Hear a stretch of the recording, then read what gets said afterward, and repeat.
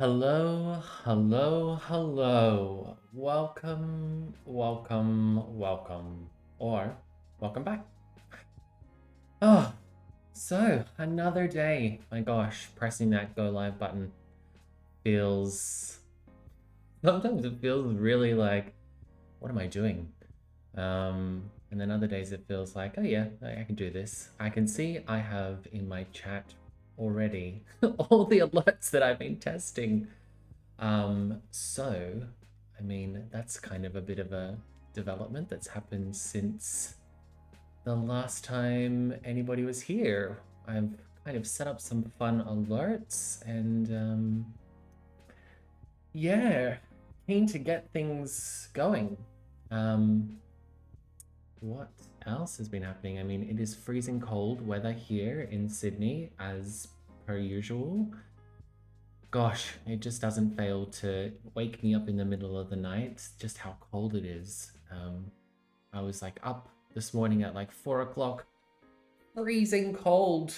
Oh, I had no idea. Like, I could not get back to sleep. I could not get warm for the life of me and just went and sat in front of the heater to try and keep myself warm. Oy, oy, oy. It's a never ending battle. Um, but at least this morning, I've got myself a coffee.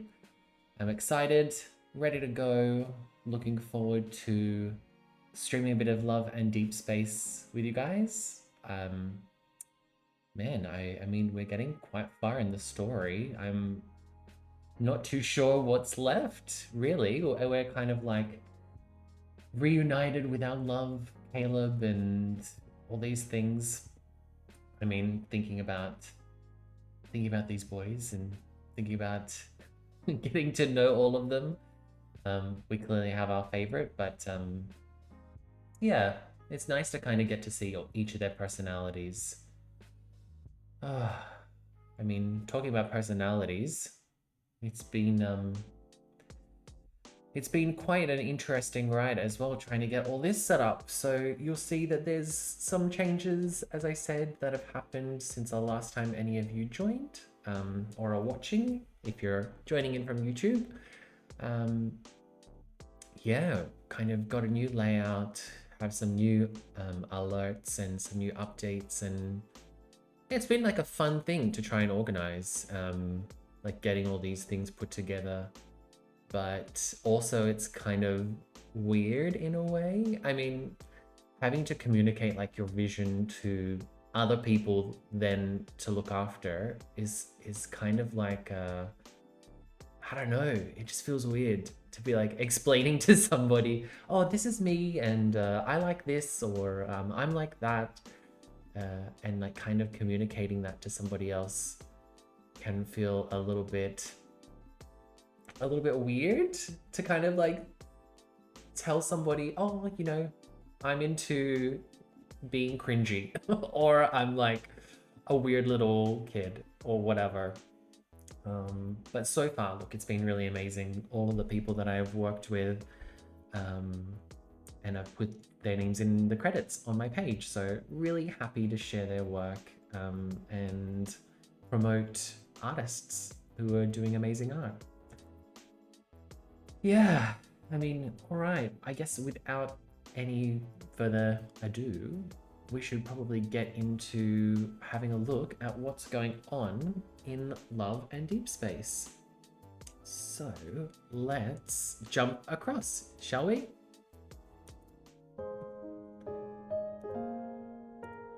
Ah, oh, hello. So, I have not done anything since we've last seen each other.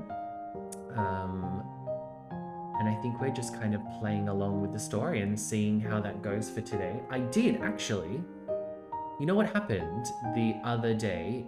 I was uploading the video to YouTube and I got copyright not striked but copyright claimed for a part of this section where the myth of Caleb all got copyright claimed by the developer, I think it was, which is like weird. I don't know why. I mean, they don't want me streaming their game. That's probably what it is. At least, we might steer clear of it for a bit, just until I figure out. I think I sorted it out, so there'll just be no audio of that part on YouTube. But yeah, still kind of annoying that like that would happen. I don't know. I'm pretty sure that it should be fine. Hold on, I'm just gonna turn on the light. Give me 1 second. I'm gonna go really still.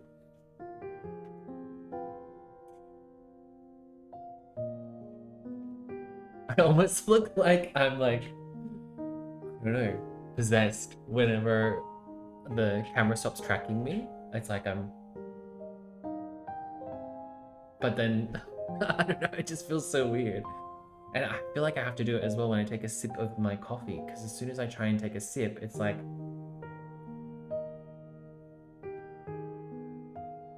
right?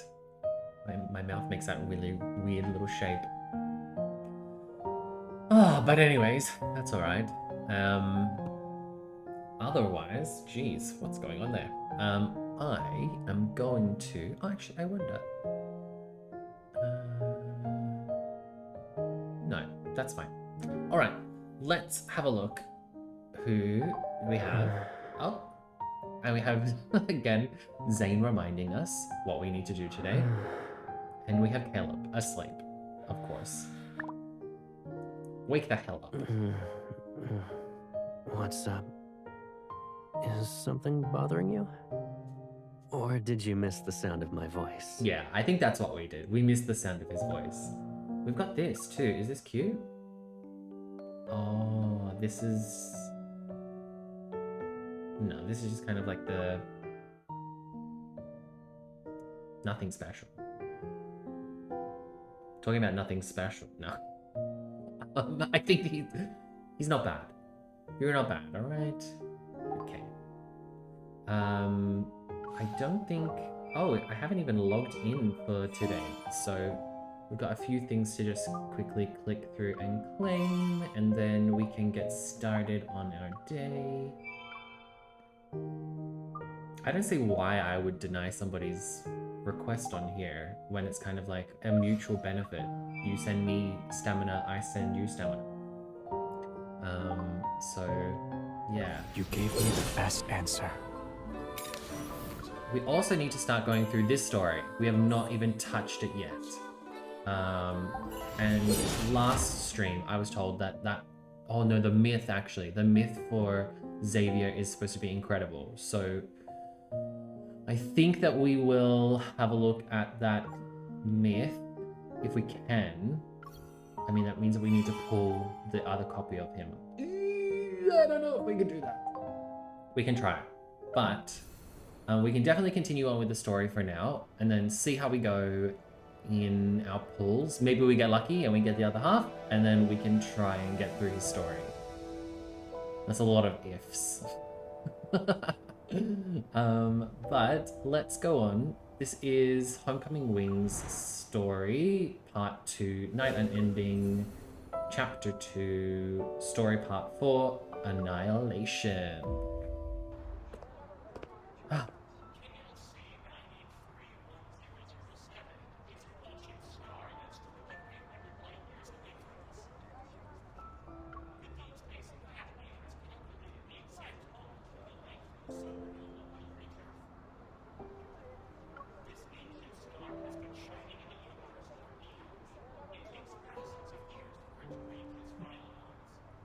It's so pretty, right? Their city. As the night descends, the ring-shaped net encircling the tower glows like a planetary ring. Amidst the flowing lights and of neon signs and holograms, people eagerly discuss the upcoming supernova they witness. What will happen to the big star, Mom? Maybe they'll... I'm not sure. I'm sorry, honey. A memory that lay dormant for so long awakens and envelops my thoughts. Oh, flashback. Caleb, you have another project? My science teacher wants us to build models. Everyone's either doing the solar system or a black hole. It's boring. Do you remember the supergiant Gran showed us? The one that's 2,300 light years away? Its supernova will be the one our generation has the best chance of witnessing firsthand. I want to see it. Oh, I remember. Didn't she also use Didn't she also use it as an example? She said that no matter what difficulties we face in the future, you should protect me like it's protect me. It's like how a ring system protects its planet. Gran never said that though. Are you just remembering what you want to hear again? But she did say it. Actually, Gran said that powerful stars are destroyed by forces from within.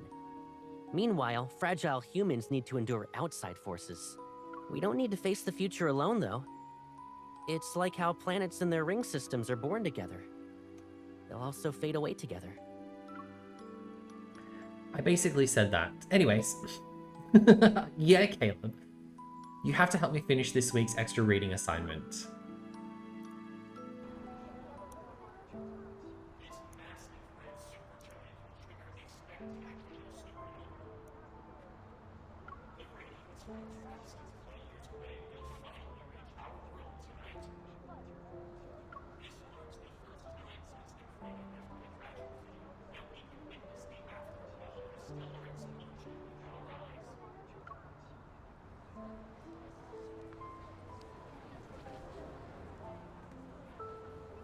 I come to my senses. This place is crowded, and everyone is trying to find the best spot on the Sunset Promenade. Someone steps on my foot. As I try to step aside, I lose my balance and stumble into an unexpected embrace. Sorry for the wait. A hand grabs my wrist. I look up to see Caleb, slightly amused expression. Caleb! In Skyhaven, you can catch a glimpse of cosmic wonders every now and then. Though this is the first time I get to see a supernova. What? Why are you looking at me like that? Why is he acting like nothing happened? Why is it always so difficult to understand what he's thinking? Oh, that's right. Okay, we're kind of sus about Caleb because of Heavy being taken by his crew, team, ever. I think so, yeah. Caleb grins and leans Where'd you in. go today? I just walked around. This place is packed. Hold on tight. Don't get lost, Pipsqueak. I'm not a little girl, Caleb. Slow down. Yeah, Caleb. He grabs my hand and walks quickly, yet his grip is firm. It reminds me of when we were in school. He always held my hand like this back then. For a moment, I'm stunned. I start to question if the voice I heard this afternoon is really his. How could Caleb change? No, he hasn't changed at all. If anything's different, it should not be him. As I watch him walk, a bizarre idea pops into my head for no reason. Is there something inside Caleb that's controlling him? Is it changing him? Over here.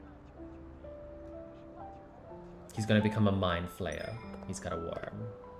On the edge of the viewing platform, Caleb discreetly moves to stand behind me, acts like a shield from the bustling crowd. Below the glass floor, clouds ripple like waves while holograms appear to start the countdown. We can see Skyhaven University clock tower from here. And look at all those fighter jets over there. Is that the aerodrome for Aerospace Academy? Yep. With exams on the horizon, I bet a bunch of my juniors are preparing themselves for some serious cramming. The last time I visited Skyhaven University was for your graduation. Time flies. It sure does. Do you regret it? Caleb leans on the railing, turning to me and smiles. Regret what? Being admitted to Aerospace Academy and becoming one of those 1 in 10,000 deep space fighter pilots.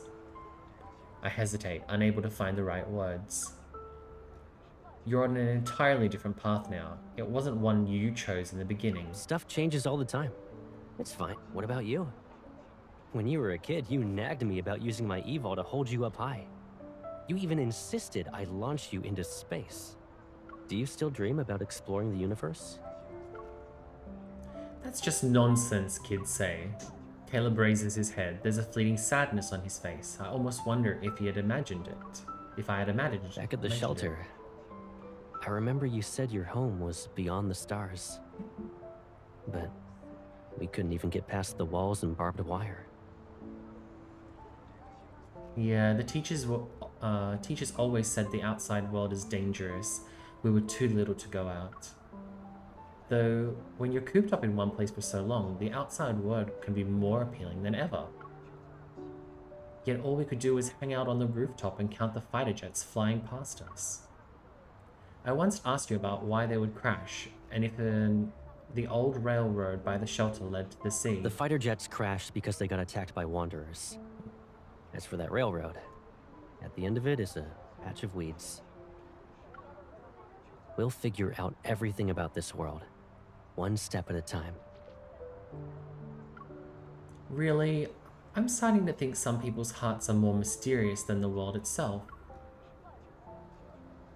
Like you, for example, you're a walking vault of secrets right now. I can't tell if my thoughts are written all over my face to the point where he can see everything. I look into his eyes and hope to receive an acceptable response. Well, Pipsqueak, since you're interested in secrets, there is one thing. Which is?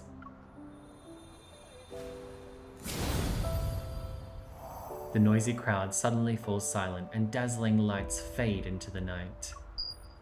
The hologram's light continues to glow like water, only the countdown remains.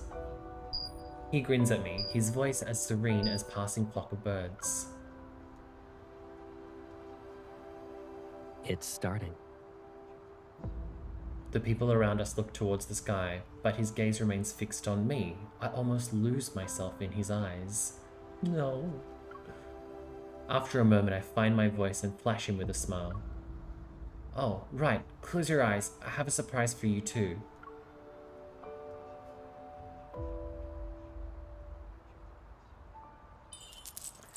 I pull out the necklace from my pocket and put it around his neck. Who gives the same gift twice? Okay, but who lost a precious gift from others? If it disappears again, there won't be a next time. Ooh. Yeah. All right. I promise I won't lose it again.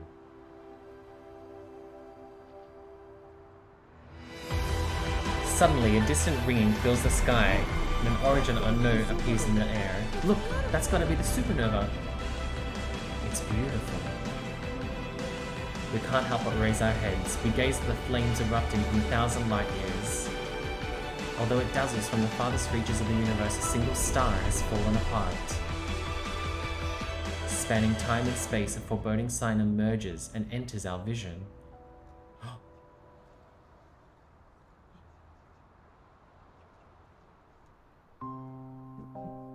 The electromagnetic radiation from the supernova will persist for some time. To protect Skyhaven, a floating city powered by energy, aerial shields have been activated above us. After we witness this brief brilliance, night descends onto the city space once more. Tonight, Caleb will go out again. According to him, Skyhaven's lockdown will be over soon along with the cleanup. I say goodnight to him in advance, then I enter my bedroom, draw the curtains, and force myself to close my eyes as I rest on the bed.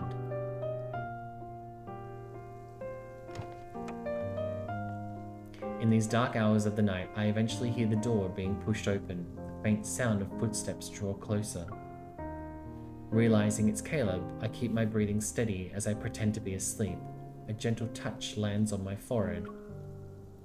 It's kind of creepy, you know, like while you're sleeping. He's gone. Why did Caleb... My mind is in turmoil. I press my hand against my cheek, trying to stop my heart from pounding too quickly, and slowly get up. I look out the window and see the night scenery. Then, taking a deep breath, I activate the tracking feature on my hunter's watch. Target is being tracked. It seems Caleb hasn't discovered the tracker embedded in the necklace. With all these complex leads, only Caleb can unravel the mysteries as he's burdened with countless secrets. Oh, I remember now. Yeah, we found that tracker from HQ. They gave it to us. So that's what we put on the necklace. Okay. When I try to leave, I notice the door doesn't budge. Did Caleb intentionally lock me in the house?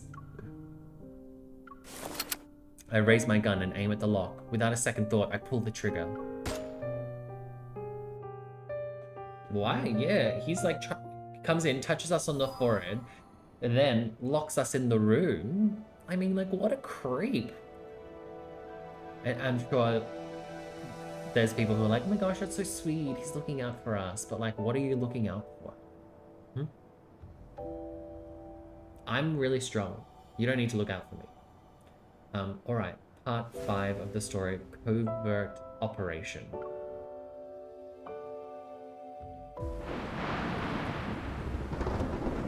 Flares illuminate the night sky. They're bright enough to make it seem like daytime. Meanwhile, destroyed streetlights sway in the wind.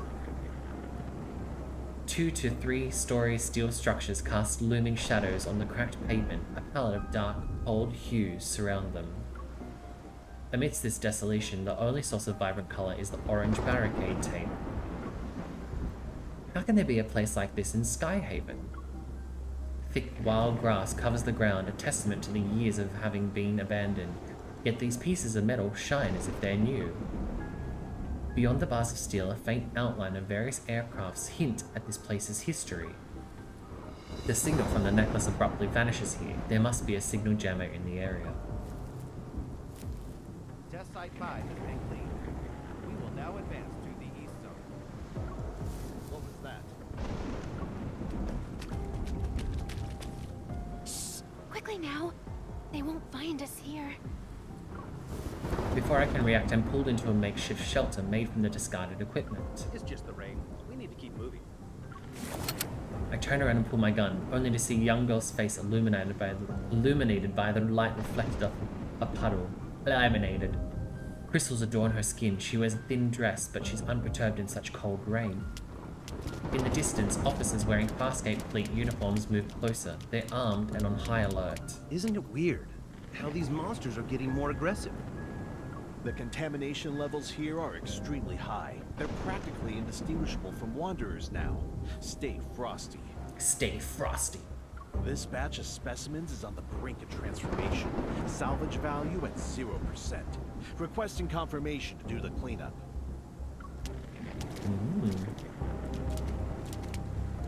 Specimens? Is she one of them?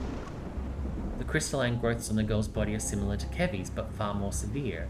She's almost completely transformed into one of the monsters from the N109 zone. Hey, can you check if I'm still alive? Is my heart still beating? Urging me, the girl grabs my hand and presses it to her chest. I look down. A fist-sized cavity covered in crystals is in her chest. Lee. Within it, a large crystal pulsates and eerily glow in the place of where her heart should be. How? What happened to you? Her skin, drained of all its color as she stands in the rain, betrays the weight of her memories as she cowers. As I was dying, someone whisked me away from the ward and took off the white cloth on my face. They made a promise. After one experiment, I could live again. Who wouldn't want that? Bro, this is not Kevy's sister, right? As she speaks, the crystals creep further up her neck, yet she appears oblivious to them. It's a shame. If I passed the test, I could have been the professor's daughter. Oh, so this is... Okay. So the professor who has Kevy also is like testing on him, I guess. And she's like a failed experiment. Okay.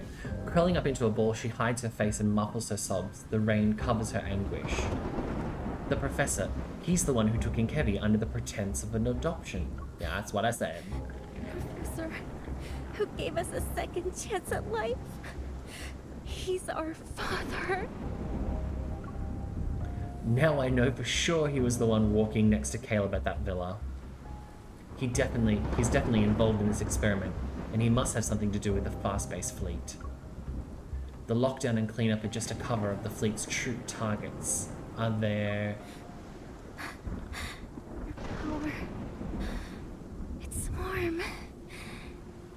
And you smell really nice. Oh, she's gonna go crazy. Lightning splits the night sky, casting light on this narrow space.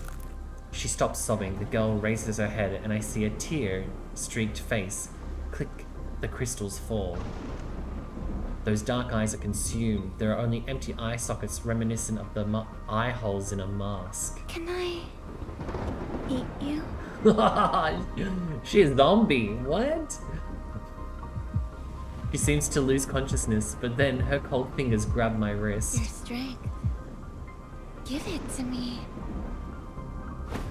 Sensing her abnormal strength, I swiftly pull back. I use the momentum to throw the girl off balance and force her fall to her knees. Raindrops trickle down her temple. Her skin is like a human's. I hesitate for a second before reaching for my gun. That single moment cost me, and a sharp pain shoots up from my knee. She's like clawing at our feet. The crystalline spikes protruding from her shoulders pierce my left leg. My blood mixes with the rain. I said you should let me eat you. Whoa! It's as if a silent signal has been given. Several figures emerge from the shadow and stagger towards me. Oh, she's summoning all the zombies. Black crystals have almost engulfed every part of their body. They're barely recognizable as humans from their outlines. The crackling sound of burning flesh resounds in my ears again. Their silhouettes blur with the ones I remember from the N109 zone. No, those things are already here. Oh, for real. They're all here for the Aether Core. As they close in, I have no choice but to fight through the pain. I push the girl away, holding my gun. I struggle to stand. Bullets cut through the rainfall and pierce the legs of two figures at the front of the group. However, they don't stop. Gritting my teeth, I aim for the shoulders of these people. Another shot rings out, and the girl's twisted convulsions come to an abrupt stop. But I didn't pull the trigger. I wonder who's here. The figure before me dissipates into energy particles. It's similar to how a wanderer disintegrates after death. I found the missing specimens. Stop them. Just stop them! Do that. Several lights shine harshly, and I hear the synchronized sound of guns being drawn. A bullet wisps past my ear, yet those people, who have been shot multiple times, continue to lunge at me. Amidst the howling wind, the space in front of me distorts. A vortex appears, sucking in and tearing apart 2 to 3 looming figures. What is that? The rain stops, and the smoke from guns and crystal particles appear to be suspended in time. Through the veil of raindrops, an indifferent face gradually comes into focus. Raindrops are deflected away. Caleb? Frozen in place, I don't know if I should call out his name. What are you doing here? Nothing.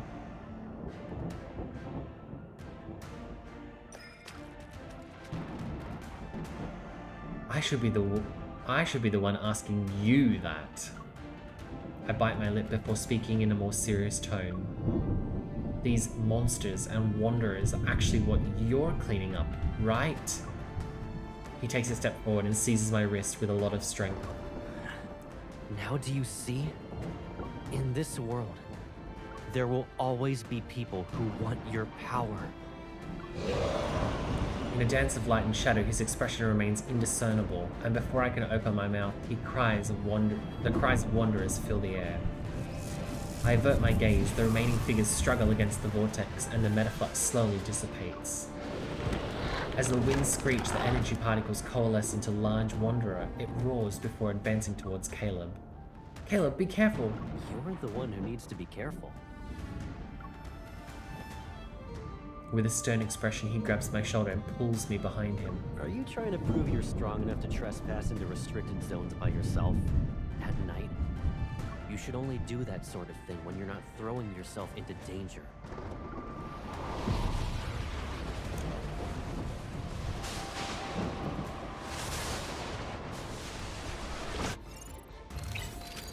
Oh, time to kick some butt.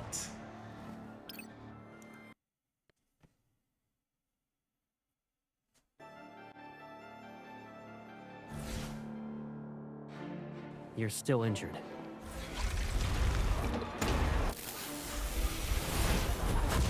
Desparia. Use Use the... that repulsion. Keep moving.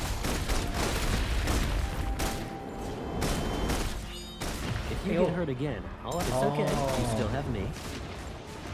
Take cover. You can't break our connection. Eat this! I don't get it. Am I supposed to break the rocks? Let's see you dodge this.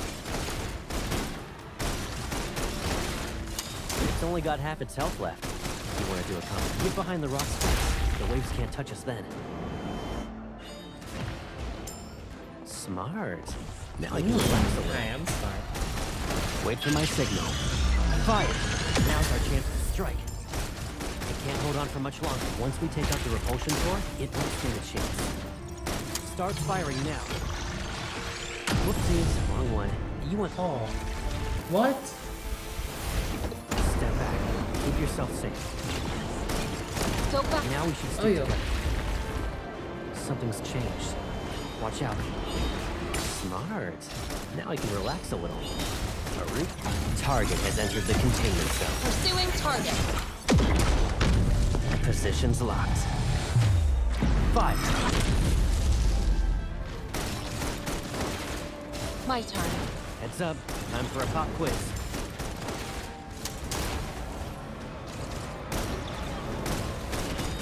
Okay, so... Does it hurt? Oh, I'm We'll gonna get checked die. out later. I'm fine. Something's... Now we should stick together. Smart. Now I can relax a little. Now's our chance to strike. Requesting ambush. Request approved. Start firing now. You and I are going to the medical bay. Oh my gosh, that was so difficult. The hell? Oh. Oh well. At least we beat it.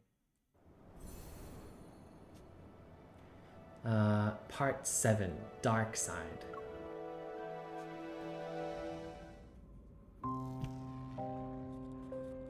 The fleet ship cruises smoothly in the sky as it's currently on autopilot. It resembles a colossal beast lurking in the night. Outside the porthole, an endless stream of stars flicker like a shimmering wave of light.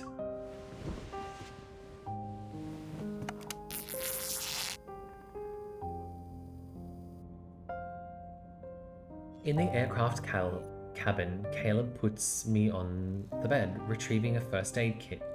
He sets it down and carefully removes the bloody fabric from my knee. Under the harsh light, blood continues to flow. His gloves are dyed a bright crimson. I look away. Does it hurt? Nah. Are There's you mad at bleeding me? everywhere. No.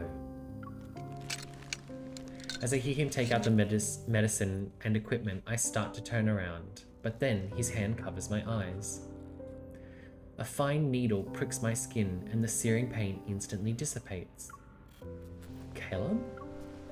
I raise my head and look into his eyes. The explosion in the Cascade District was just a convenient excuse to justify the cleanup. Then there's Kevy and Mia. Those were manufactured accidents. You, what have you been doing behind my back?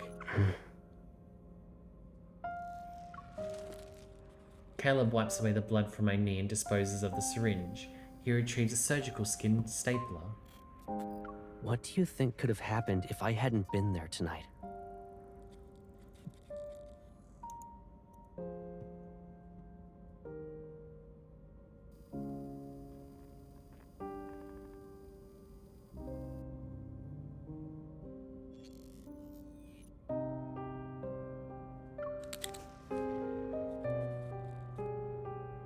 Click, the surgical skin stapler leaves behind a faint mark.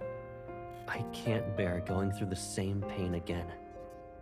Or do you want me to re-experience that loneliness because I left you? That's not... You shouldn't throw yourself into danger anymore. Click. His fingers touch the stitched area and wipe away the tiny droplet of blood. Whether those people live or die tonight, it doesn't matter anymore. Anyone who dares to wield power that isn't theirs must pay the price. The explosion was just an opportunity for the fleet to intervene. You arrived in Skyhaven at the wrong time. Would anything change?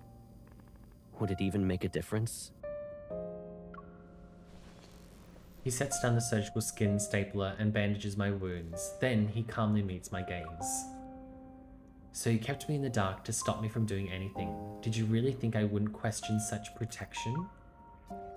Caleb remains silent. I lick my dry lips, suddenly tired of arguing with him.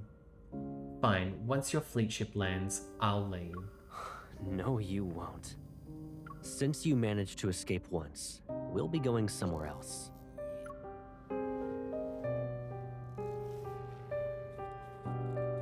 He lifts his hand and cups my cheek, yet his fingers are freezing cold. I will protect you. Until everything is resolved, I need to make sure you're safe and sound.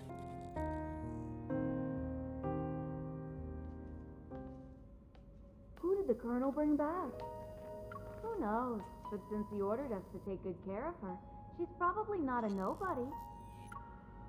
With the mission over, Caleb takes me to the special care unit on the fast-paced fleet ship. I can't even step outside of it. The walls, white as snow, are adorned with all sorts of medical devices, their multicolored indicators lights dancing incessantly. I don't know how his rationale or how exactly I'm being kept here, though I couldn't care less right now. Maybe she's also getting sent to Colonel. How is she? The medical examination is done. We're just waiting for the analysis. But because of the rain, the equipment indicates her vital signs are abnormal. Colonel, who's the injured? An important target for observation. Is there a problem? No, I was just curious. I've never seen her before, so... I look at the blue and white medical gown I'm wearing. It's ironic I got labeled as a target for observation. Their conversation draws to a close and is replaced by the sound of familiar footsteps getting closer. I return to bed and lay down as if I haven't heard them speak. The door opens silently and Caleb walks in. The room's lights adjust with his every step. Morning. Not gonna tap me on the forehead and pretend I'm asleep? As he nears the bed, the room brightens as if to imitate the breaking dawn. He pulls up a chair and sits down. How are you feeling? Like I just got attacked by zombies. I'm gonna stay quiet. We're in a bit of a stalemate, huh?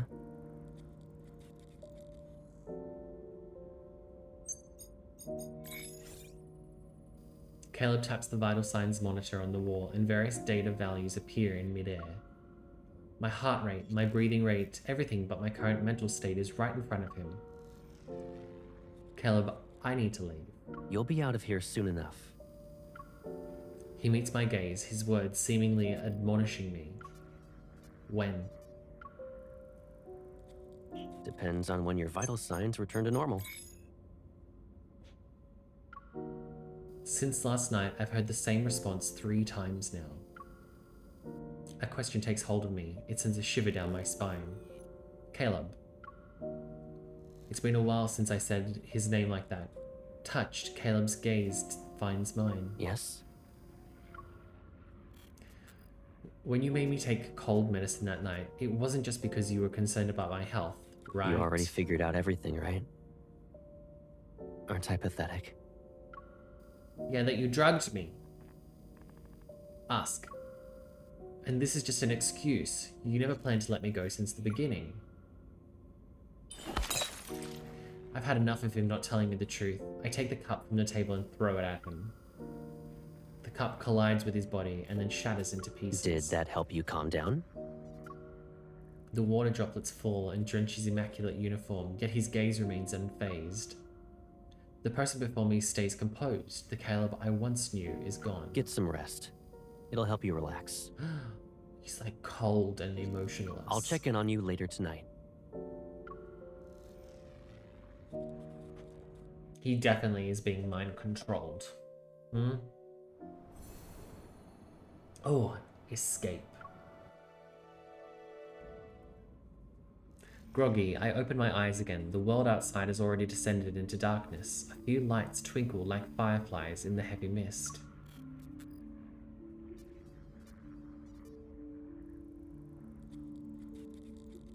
I sit up and scan my surroundings, belatedly realizing I'm not at home. Everything that has led up to this moment feels like a surreal dream. The lights. I whip my head around and look out the window again. I can't clearly see what's outside, but in the mist are the outlines of tall buildings. Since Caleb wants to take me back to HQ, it seems a fast-paced fleet ship has landed. It's a starship that spends most of its time in the sky and doesn't always touch the ground, so... What's wrong? Where does it hurt? I feel cold for some reason. My head is spinning, I can't see anything. Hold on. I'll call for the doctor. I put her in a headlock. In one swift move, I pick up her limp body, place her on the bed and tuck her in. Oh my gosh, what did we just do? We jujitsu'd her. Sorry.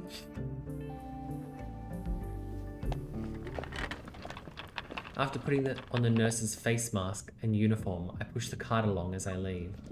Several officers wearing uniforms approach me. I lower my gaze and walk past them. But before I can breathe a sigh of relief, a voice calls out to me. Excuse me, nurse. How can I help you? I turn around and make sure I don't stutter as I speak. A fleet officer walks up to me. He frowns and gives me a once-over. You're heading toward the armory. Why does a nurse need to be there? We received... I'm sorry. I thought the pharmacy was this way. I calm down and lie to him without missing a beat. I guess the person who gave me directions misunderstood my question. Fortunately, this explanation seems to have fooled him. He nods and points to the corridor in the opposite direction. The pharmacy is over there. The armory is a restricted area, so you shouldn't be wandering around. Okay, thank you, sir. I haven't even taken a few steps when that fleet officer calls out to me again. Wait. Is there something else you need? You have stabilizers there, right? He grabs 3 syringes from a box on the cart and shows me the number on his chest. I'm taking some with me. Write it down on the list later. Is he just stealing medication? He finally vanishes after making a turn around the corner and my heart finally relaxes. What did he mean by stabilizers? I pick up a syringe from the box and turn it over to look at its label. Drug name, Cybazin. It can be used to combat emotional outbursts, enhance cognitive functions, and help patients stabilize their mental state. Only those with Turing chips may use this. This drug should not be used daily. You planted a mind control device in me. It's that chip. The chip. Rereading. Inputting memory.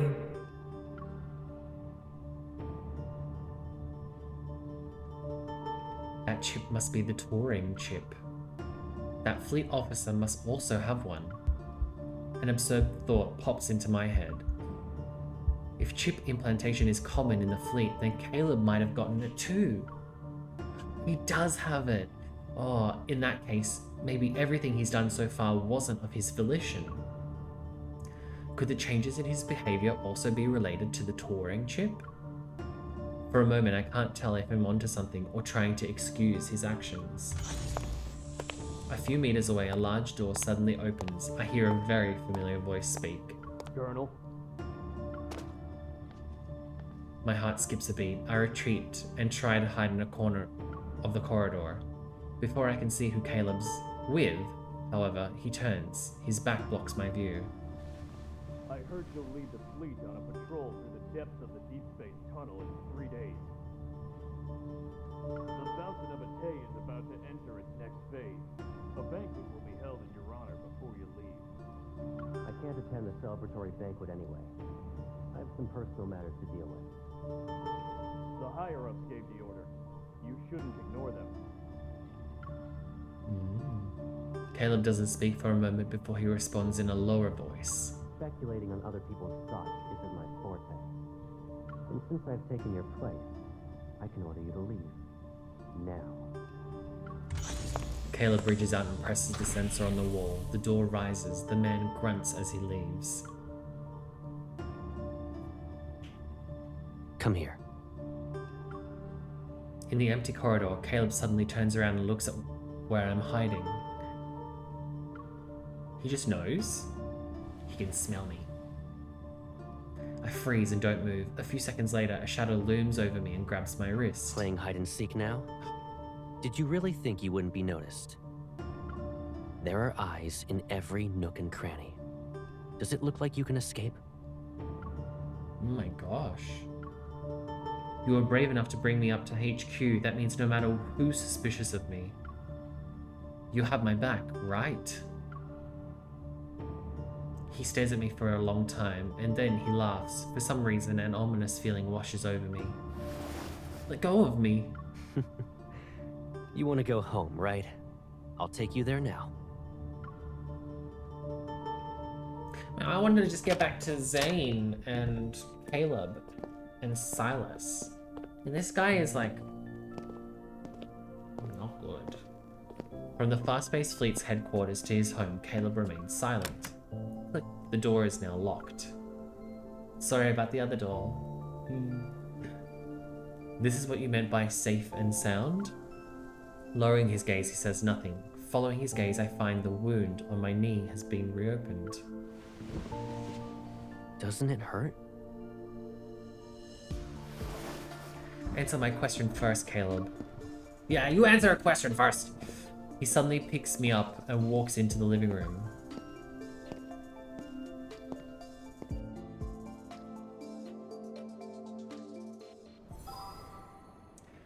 Man, this guy is just reluctant to give us any information, so he must have a touring chip so that they know what's going on. But then, no, because he interviewed us as well. Alright. Captive bird. Let me have some of my coffee.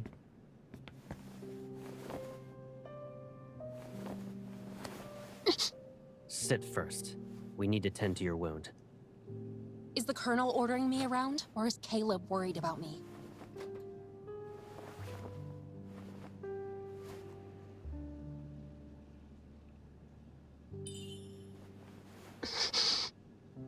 Do you remember that injured cat you brought back home?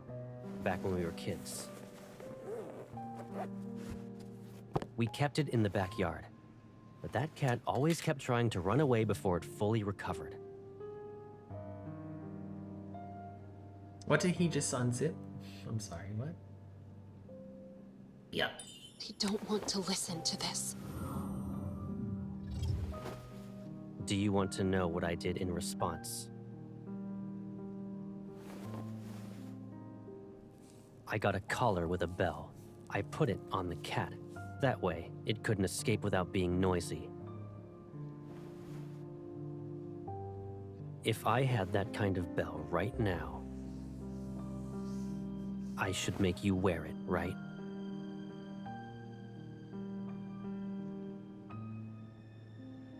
Is this your protection? Or fine, I'll let you do what you want. Is this your protection? Is this how you'll protect me? I just need to be glued to your side? I know, it's unfair, but... Analyzing vital signs.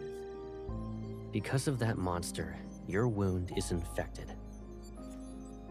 Is there truly a way for you to run around without getting injured? Are you still the Caleb who confronted danger with me? I've had enough of your protection.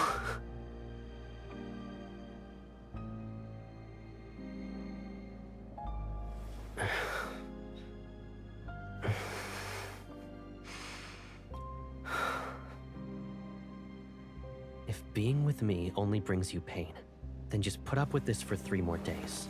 What are you going to do? Tie up loose ends. And then, all of this will be over. I just need 3 days.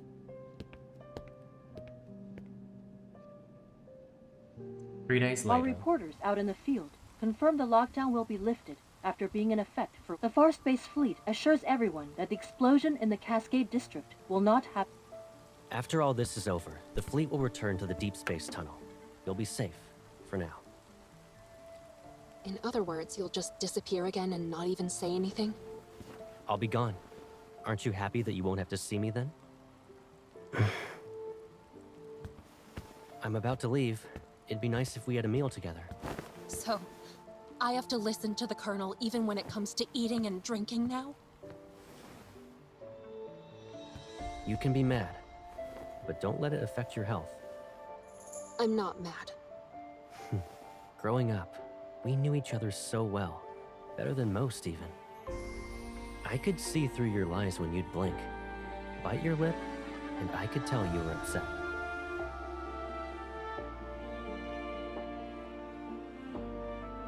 In that case, tell me, what am I thinking about right now? I wonder, how did you turn into someone I hardly recognize? Oh, I know. You're thinking some chip got put into my brain, right? Mm-hmm. And now I'm no longer who I used to be? What if I told you I was always like this? Your life has threats around every corner. The people who are after your power, who want to hurt you, they should all just disappear. You're only safe when you're by my side. I'd rather face danger head-on than safely live like this. I don't need you. You don't need me? Is that what you think? All right. What do you need? You can tell me. We can return to Lincoln if that's what you want. If you want to return to the past, we'll rebuild our old house and move in together. And if one house isn't enough, I'll build you a whole maze. I'll decorate it with everything you could ever want. It will be the most beautiful, stunning garden you've ever seen. No one will be able to find you ever again. I'll protect you forever. Caleb, you can't just... You're very important to me, and no one could ever replace you. Really? Yeah, give or take. I always held myself back and endured, day after day after day. It was suffocating. But now, I'm tired of playing these games.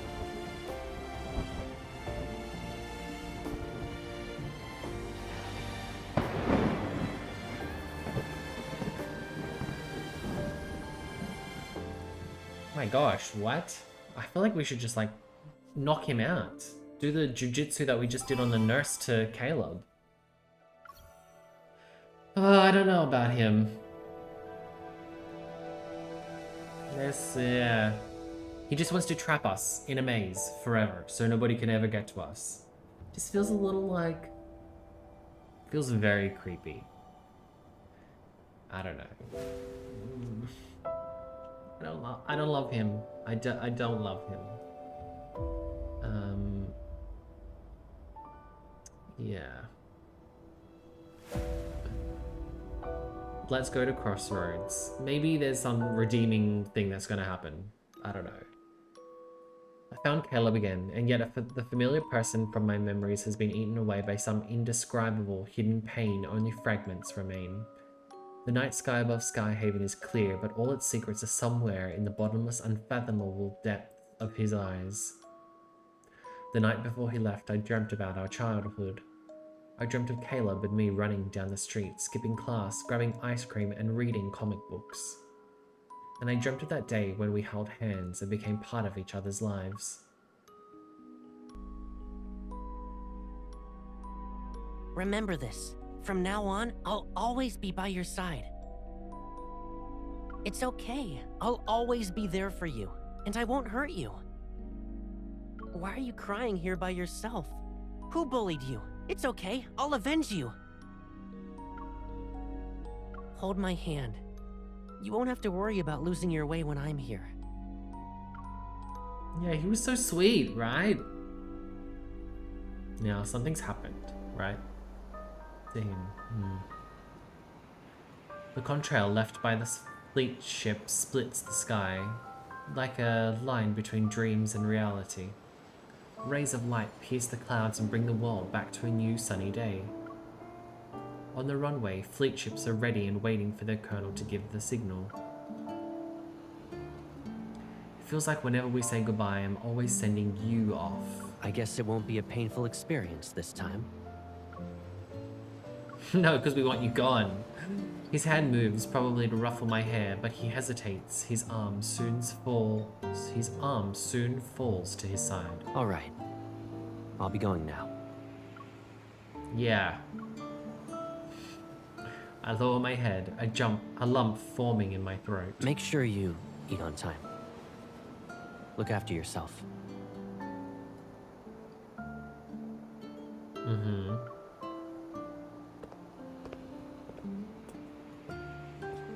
Caleb turns around, his back disappearing as it gets farther and farther away. The fleet ship takes off and disappears into the sky, becoming specks in the distance.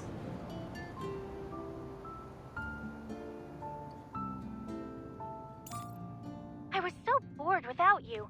I almost became a shriveled up peach.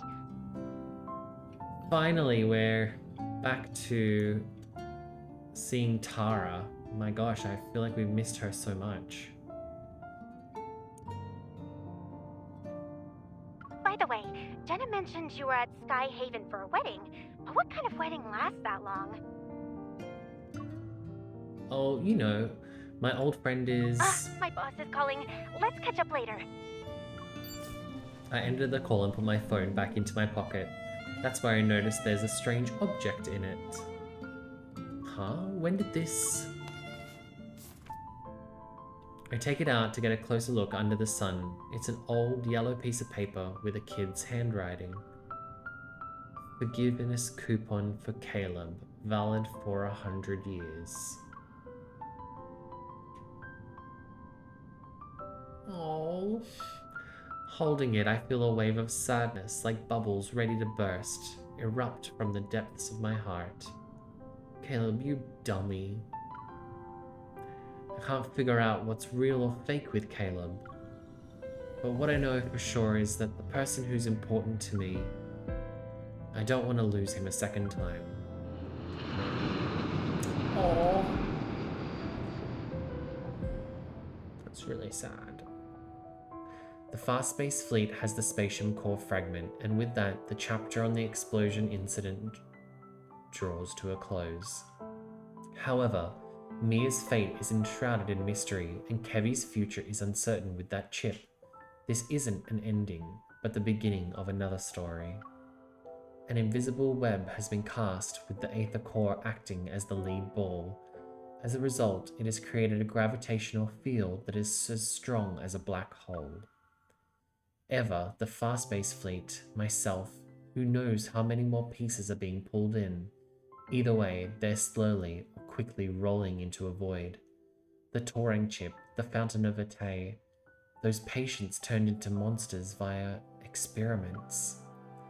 Everything seems to lead back to one source, the professor who's lurking in the shadows.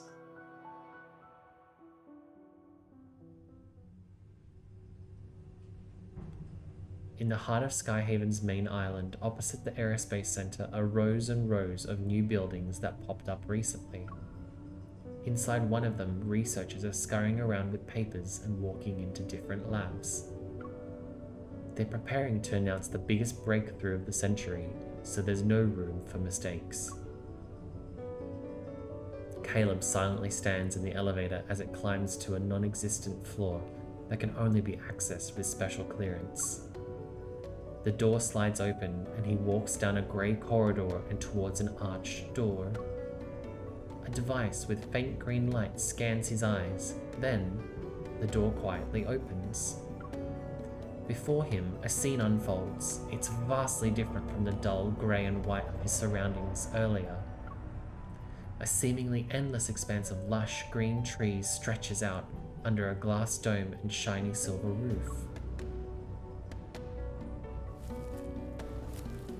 First, we went ahead and recycled those abandoned flux nexuses. Then, we paid the N109 zone a visit to get info on Onikinus. Our Skyhaven gig is almost over. Where's our next stop? We practically spoiled Ever, and those old people in the fleet were like their personal hitmen.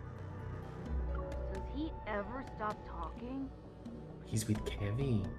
Don't think I won't beat you up because you're a kid. You two, stop arguing. The professor said we're family, and families are all about love and kindness. She sounds like the girl who we were initially partnered up with.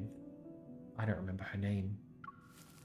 Viper leans against a massive tree. He puts his hand behind his head as he grumbles to himself. The other two are sitting nearby, a little boy and a girl wearing a black dress. Where's Mr. Overprotective? Did he check in on his little hunter girl again? Healthy relationships are ideal, but the twisted ones, that's where the drama... Before he can even finish, his head is made to spin 180 degrees. He finds himself staring into that brooding gaze. What's more frightening is that the person is genuinely smiling at him. Your attempts to mess with me are lacking in creativity. Where's the professor? Inside. And can't you at least put my head back in place before you go?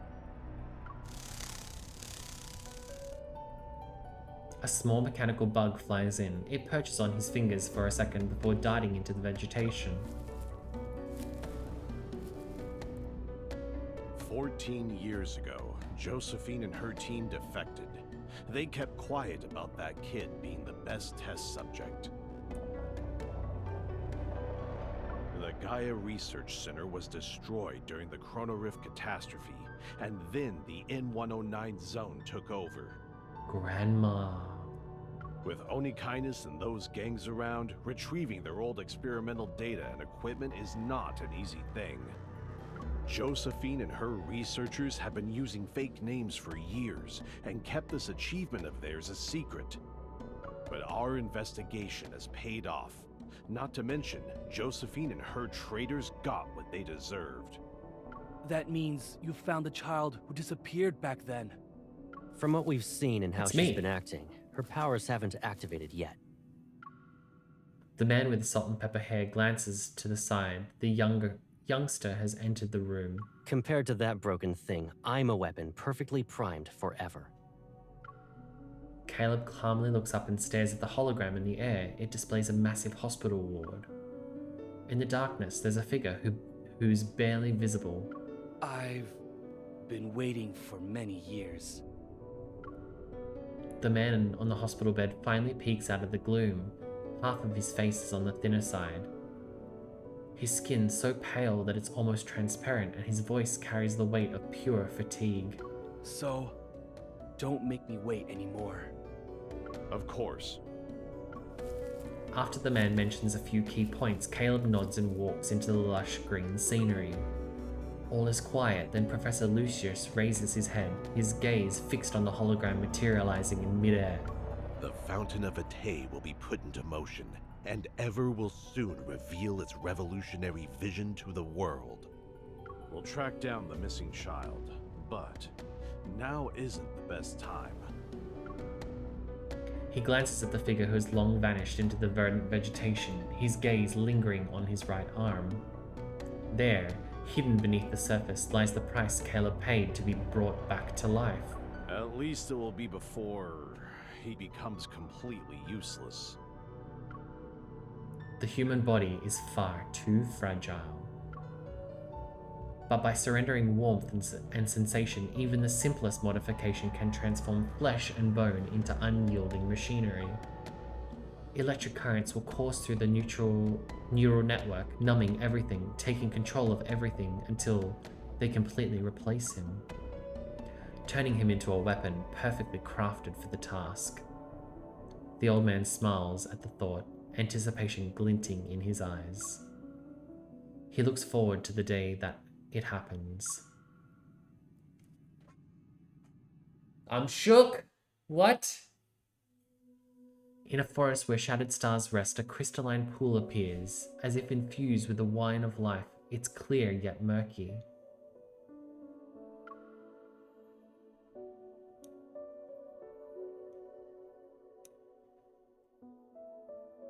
Young traveler, do not drink from it. Lost lover, do not drink from it.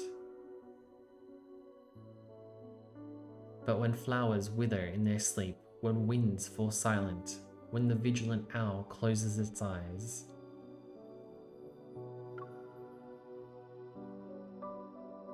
O fountain of Ate, cleanse my time, nourish my flesh, spare me from the loneliness of eternal rest.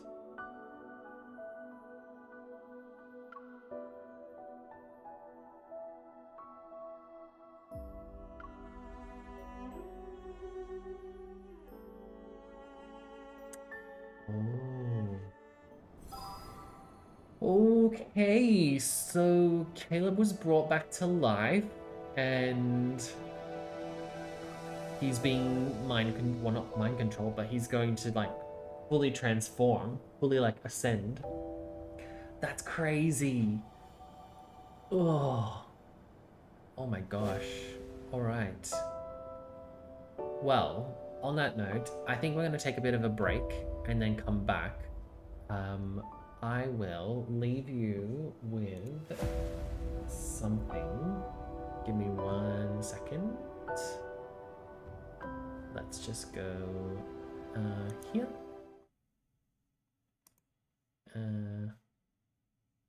Huh.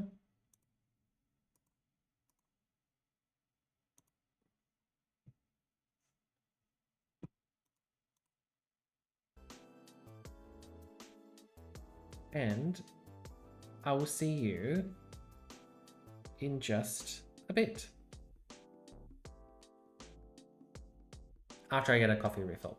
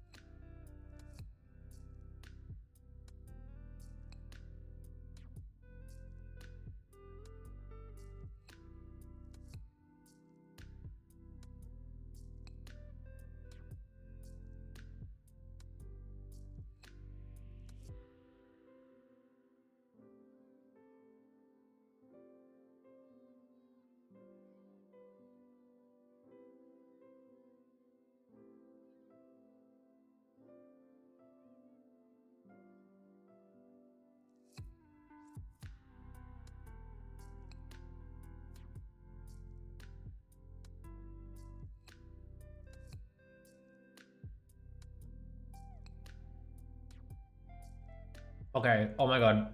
I just burnt my mouth on that coffee. So hot. I can't. But in better news, oh, my neck just did some weird thing. In better news, finally it has stopped raining and it is sunny here. Oh, and I'm going crazy again. Yeah, I think, you know what? I am going to make a decision and I think we're going to mix it up a little bit now. I think we might try a different game and see how that goes. And I'm thinking I want to try Stardew Valley. Now, I've played it once before, but... Oh! Hi, Galo! Welcome to the stream, my friend. We are just about to try Stardew Valley because I think it might be something fun to do.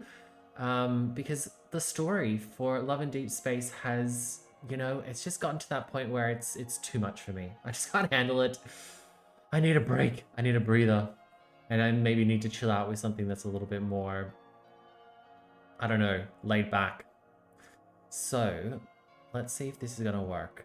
It's definitely thinking about it. My computer, I don't know if it's going to be able to handle everything that's going on at once, but hopefully it will. Oh, but otherwise, my gosh. Yeah. It's just been such a, like, horrible weather lately. Raining and cold and just haven't been able to take the dog out. Which has been so sad. Oh. Okay. This is very loud in my ears. So. Oh, you follow on your other account. That's awesome. Well, I'm so glad that you could come along again. Welcome back. Right now, I have the sound of, oh my gosh, Stardew Valley in my ear, and it was extremely loud. So sorry. If I'm a bit distracted, I'm trying to get this to work. I totally main Zane. Yes, I love him. He is just like perfection for me. We recently met, who did we meet? Oh, Caleb, sorry, duh. We just had like a massive story with him. We met Caleb and he's like got some weird stuff happening after what's happened to him. So yeah, we've fallen in love with Zane. But I also hear that Xavier has some really great stuff to like get involved in with his new like myth. I haven't been able to unlock it, but yeah, I hear it's really freaking good and I'm keen to find out more. He was your first, so does that mean that you've moved on? You've left Zane, you've found somebody else, you found someone new. Let me see if I can get this up and running. Give me a second. Stardew Valley. I am going to go to, I'm going to switch over a screen. And then, oh my gosh, don't judge my craziness happening right now. Stardew Valley. That is huge and impossible to see.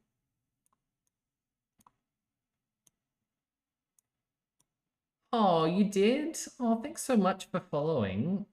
I mean, so much. It's like, it's really nice that, you know, for, I don't know, to start on this adventure and to have people coming along from the very beginning. I think it's just like, I don't know, it's a nice opportunity to meet new people and create like a nice space where people feel welcomed. And I think that's what I really want, you know, like a good space for people to just chill out and enjoy themselves. This screen is not going to work because this overlay is ridiculous. I reckon we do away with the overlay. What do you think? And we just go full ham for Stardew Valley. And then we just do like this. Okay. I think that looks good.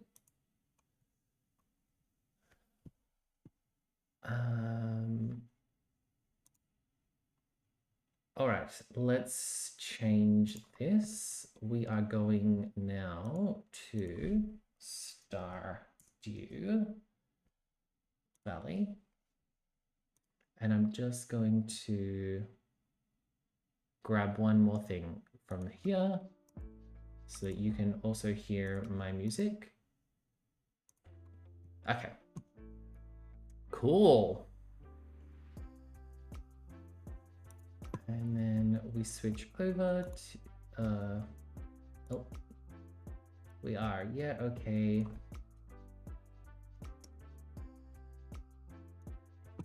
Beautiful. All right, so we're in. Wow, it feels so strange to try a different game, but let's see how we go. If there's any troubles, let me know, but fingers crossed it all works out nice and smooth. And we can kind of learn as we go along, because yeah, this is all super new for me too. I'm going to just move my screens around so I can see what's happening. I can put that there. Okay. I think we just go with our farm name. Oh my gosh, it's always when I get to these things, it always feels so like uncertain about what to choose. Like the indecisiveness of me just gets in the way. I feel like I wish that there was just like a randomized option for this.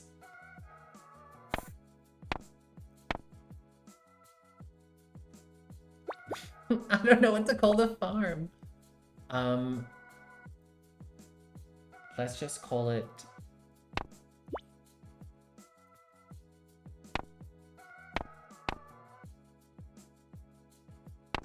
Cafe Farm. I don't know. Where do we go? Standard? Forest? Let's go forest. What's our favorite thing? Our favorite thing is... oh, plushies. Okay. Hair. Yep, that's good. Hair color, darker. Eye color. I think we have to try and match us. And our pants are like black. Okay. Shirt? Oh, that's so cute.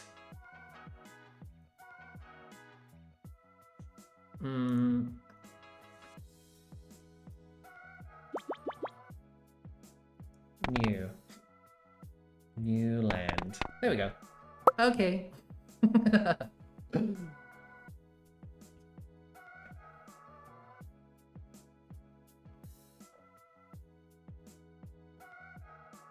And for my very special grandson... actually, I think that this is like very depressing.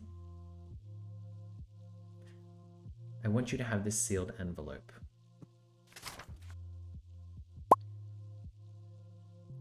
No, don't open it yet. Have patience. Now listen close. Now listen close. There will come a day when you feel crushed by the burden of modern life. Preach.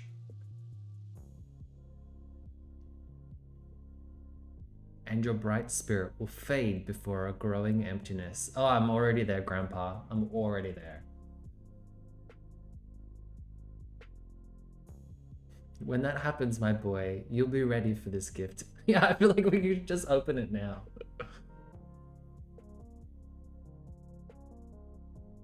Now, let Grandpa rest. XX years later.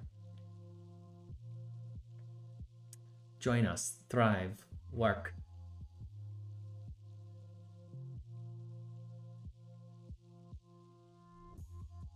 Smile, you're with Joja. Hmm.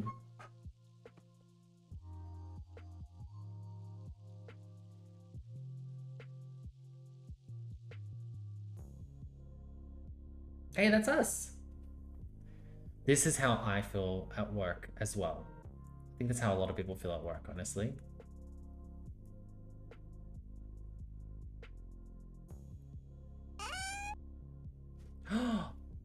It's that time. Dear Peter, if you're reading this, you must be in dire need of a change. The same thing happened to me long ago. I'd lost sight of what mattered most in life. Real connections with other people and nature. Grandpa's calling us. So I dropped everything and moved to the place I truly belong.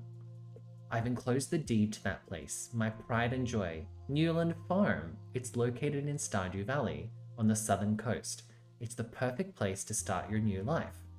This was my most precious gift of all, and now it's yours. I know you'll honor the family name, my boy. Good luck. Love, Grandpa.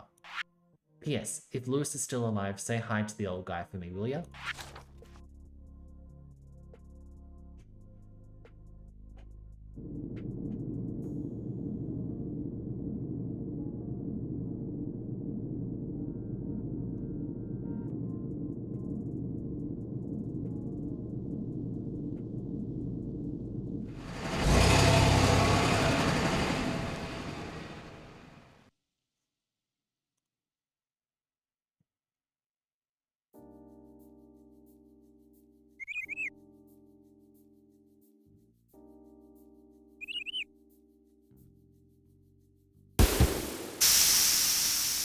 Oh, jeez. Oh my gosh, it's so loud.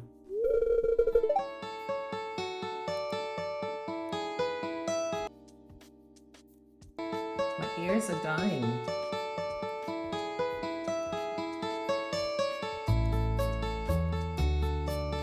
Hello, you must be Peter.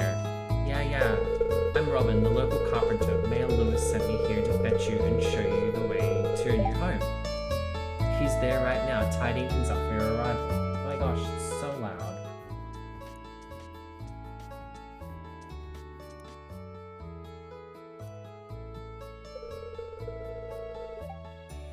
The farm's right over here, if you'll follow me.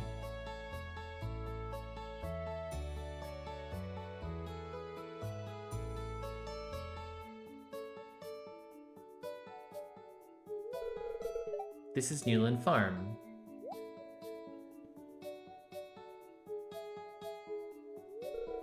What's the matter? Sure, it's a bit overgrown, but there's some good soil underneath that mess. With a little dedication, you'll have it cleaned up in no time.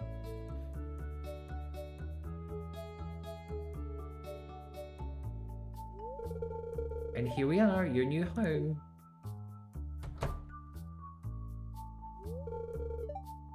Ah, the new farmer.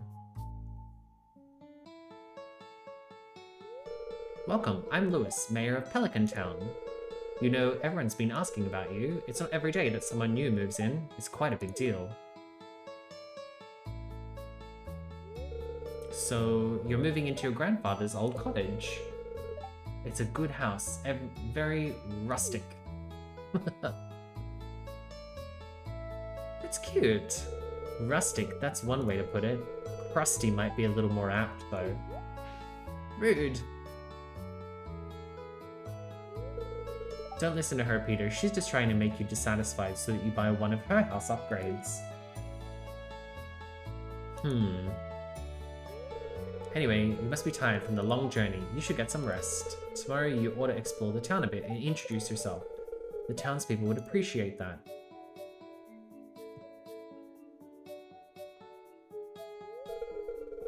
Ah, I almost forgot. If you have anything to sell, just place it in the box here. I'll come by during the night to collect it. Well, good luck.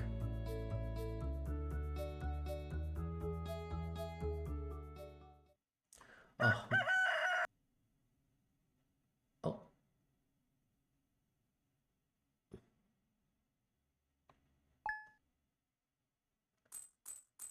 All right. Maybe we can...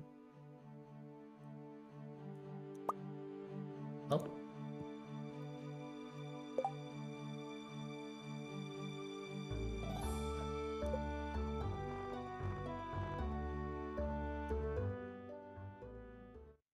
Oh. Let's do this. Okay. Now it's not so painful. That was so loud. I'm so sorry. I could not skip that. Alright. So we move... Oh. Ah, okay. And then shift is to run? Oh no, shift is to walk. It's on auto run. Okay. What's this?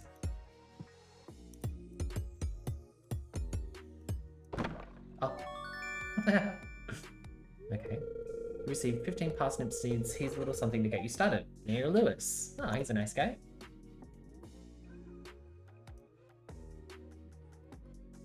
Okay.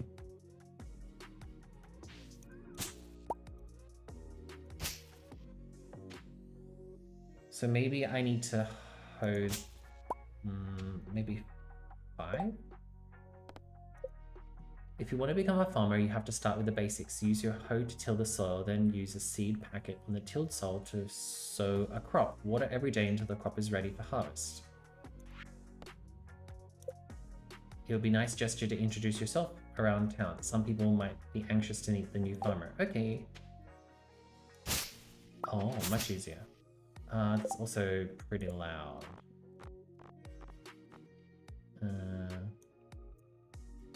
Let's just lower this. And I don't think we need to hear the footsteps.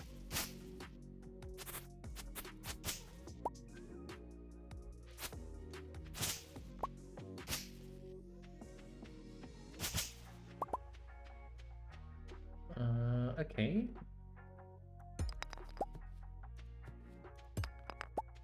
I think we make a little section for a farm. Cute. 1. Okay, so then we can till the soil. Oh.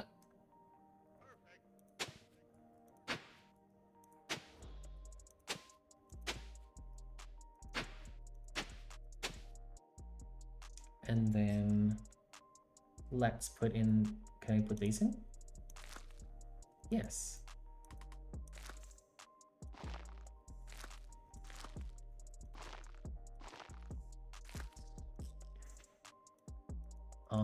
No, I can't put it in there. It's been like such a long time since I have played Stardew Valley. I'm talking like years. But I do remember it being like, oh my gosh, making such a mess. I do remember it being like a really cute, low-key, chill kind of game, which I'm hoping still kind of, I'm sure it's like that vibe. But why can't I put you in? Oh, am I too far away? Oh, I need to be close. Okay, I don't have super long arms to be able to do this apparently. And then we water them.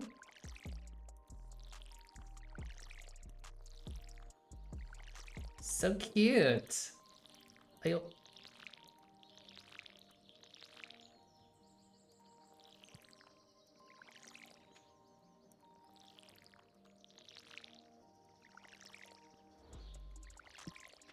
Okay, so now we've done those things. It's 10 AM. We still have lots of time. Maybe we can clean up a little bit more on our farm. Oh, maybe we can water that rock. Not on purpose.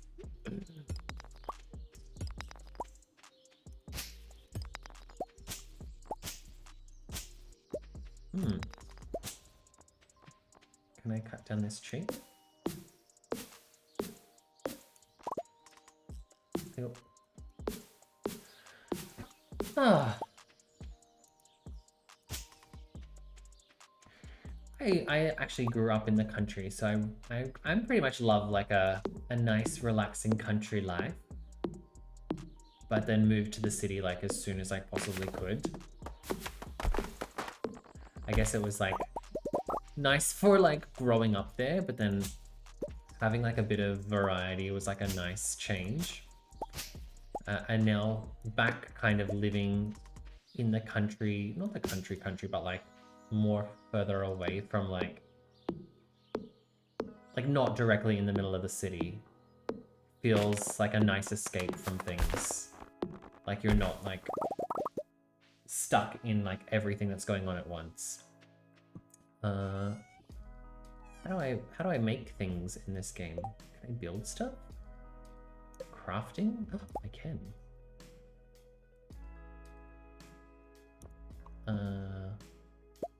We make.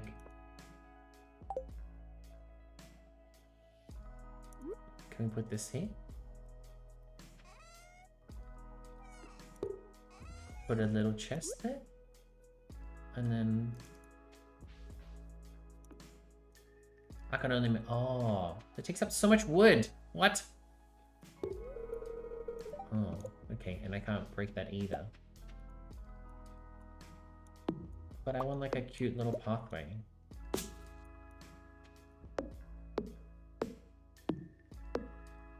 Oh, oh wow, I'm really tired. Okay, we're too tired to do this. Let's go talk to the people in town then.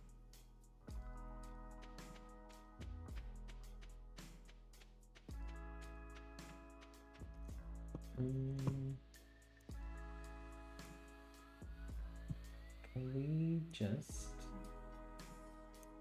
There we go.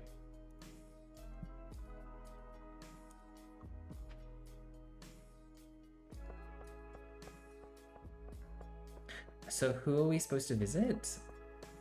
I already forget. Oh, yeah, this looks like something. Oh, I feel oh, hello. Are we gonna... I don't want to axe her. Oh, okay.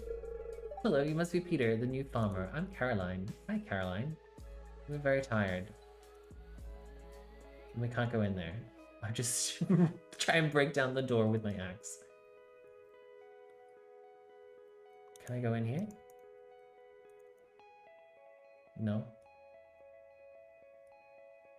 Oh my gosh, why am I so slow? I think it's because I tried to cut down all those trees. Oh, you aren't exactly how I imagined, but that's okay. I'm Jody. Oh, I'm sorry, Jody. Jody's a little picky. Oh, we're very, very slow.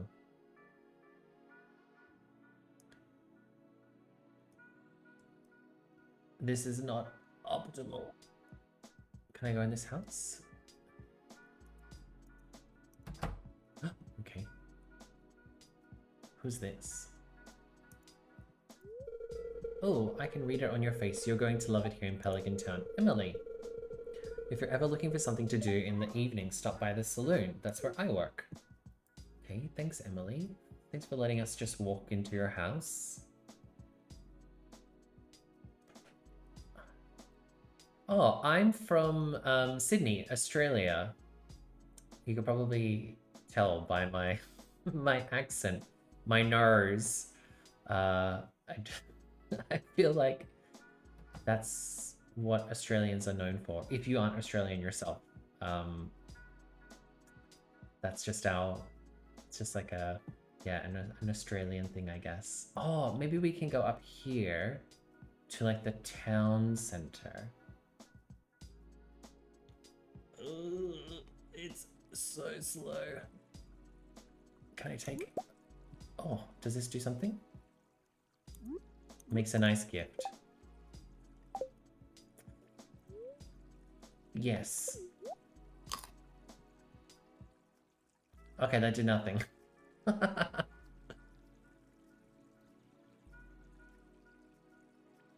my gosh. No, this also is nothing over here too.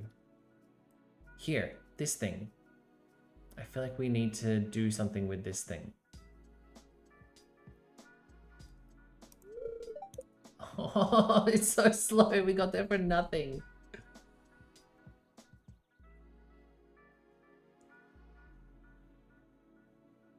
Okay. I think maybe I just need to go back home and go to sleep so that way I'm not sluggishly walking around the town for the rest of the day. Okay. Oh, wow, what a productive first day we had in Stardew Valley. Cut down some trees. I mean, that's a good thing. We cut down some trees and we made some garden beds, but otherwise, that's it. I need to find something that gives back energy. Oh my gosh, so slow.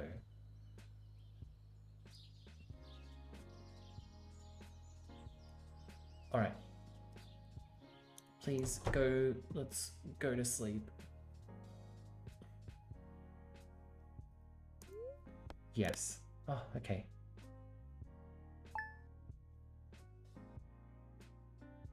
Huh? Why is my energy not full? It's a scam. Hello there, just got back from a fishing trip. You should come down to the beach sometime. I've got something for you. Willy. Oh, thanks, Willy. We can water our plants.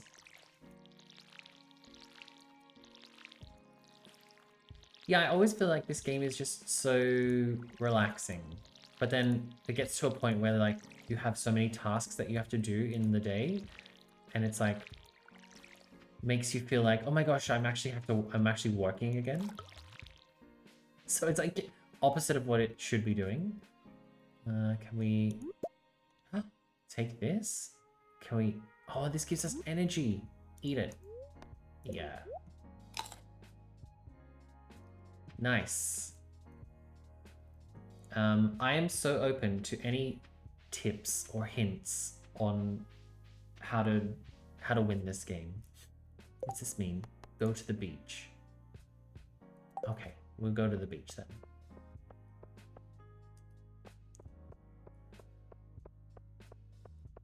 Oh, and we need to make some money. I don't know how. We need to sell some stuff first, I think. Okay.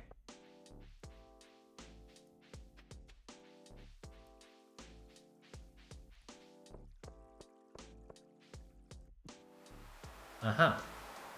All right.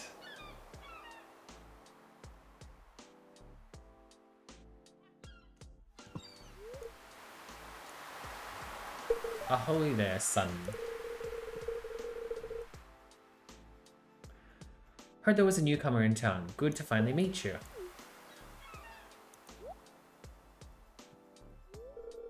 Ah, I'm still trying to unwind from a month out on the salty seas. It was a big haul. I sold a lot of good fish. Finally saved enough to buy me a new rod. Here, I want you to have my old fishing rod. It's important to me that the art of fishing stays alive, and hey, maybe I'll buy something from the shop. You'll buy something from the shop once in a while. Nice. A bamboo pole. Okay, thanks, Willy. There's good water here in the valley, all kinds of fish. Oh yeah, my shop's back open now, so come by if you need supplies. I'll also buy anything you catch. If it smells, it sells. Yeah, that's what my old puppy used to say. Okay, thank you, Willy. He seems like a good guy.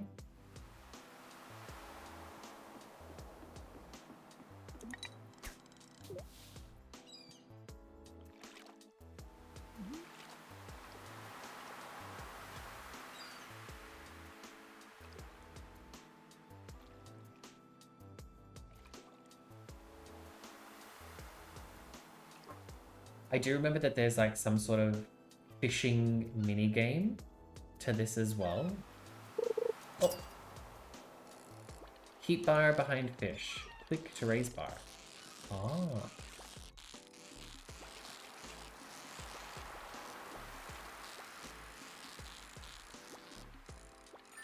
Nice.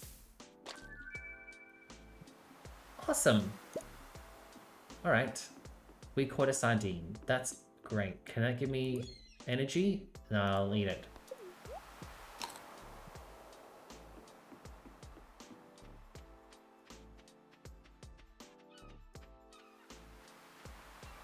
Can I take this? Mmm.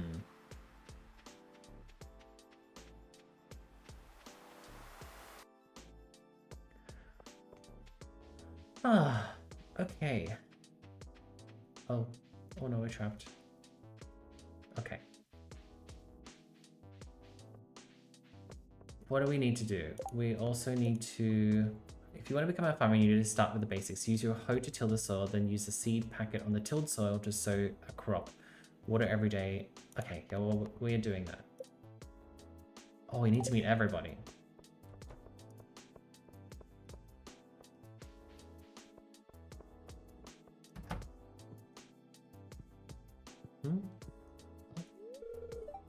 Maru. Maru. Oh, aren't you the one who just moved in? I'm Maru. I've been looking forward to meeting you. Oh, okay. Nice to meet you too.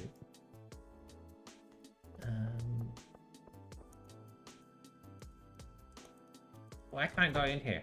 Okay. Oh. Parsnip seeds are 20. Bean starter, cauliflower, potato, kale. Oh, there's so many things to choose from. I can get some flooring. Maybe we just go all out. Oh. You want this? There you go.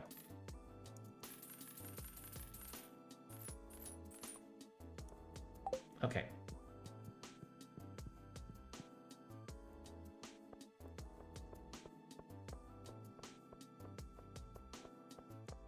Let's go plant some more of these because I think that this will help us get more money for the future. Can I dig up this? Nope. And then that would probably help us get a better farm. Yes. All the farming. How many do I have? 24. Oh, ew. No, that's not what I wanted to do. Yeah. Okay. Yeah. Yeah. There.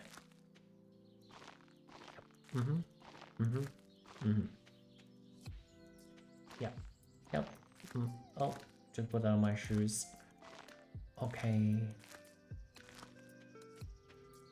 I have 6 more. 1. 2. 3, 4, 5. Oh no, that's the worst. But it will have to be. My OCD is just going to have to handle that. There's one section that's missing.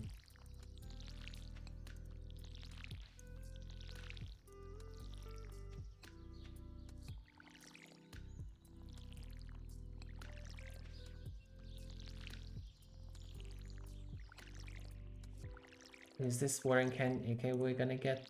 Nope. We're gonna get there.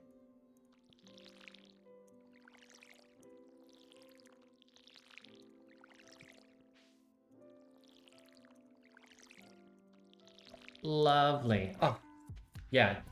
That is exhausting. And it's only the middle of the day. Oh.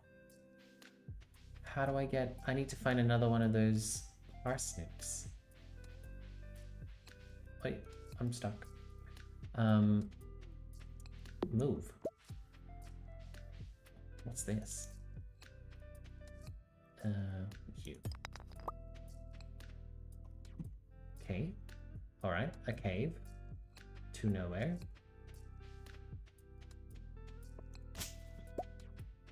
Mixed seeds. Maybe I can plant those. Okay. Let's go back to our... Yeah, to our crop. Out of the way. Oh, what's this? Oh no, it happened again. Oh no. I just want to plant this seed and then... Okay. I hope we can... Yeah, we can water it. Okay. And then we'll just go back to sleep. Man, I hope that we get like some more energy as time goes on, because yeah, we're going to sleep like in the middle of the day.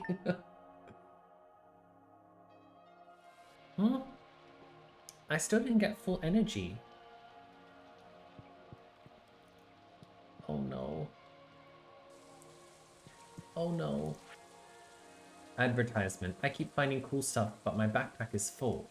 Does this sound like you? Well, Pierre's got you covered. Stop by Pierre's general store today and check out your affordable size 24 backpack. I would love that, but Pierre, I do not have any money for you. I have 44 gold. And I just watered the the chest for no particular reason. Coal? Let's put these things in there. Oh, no. Okay.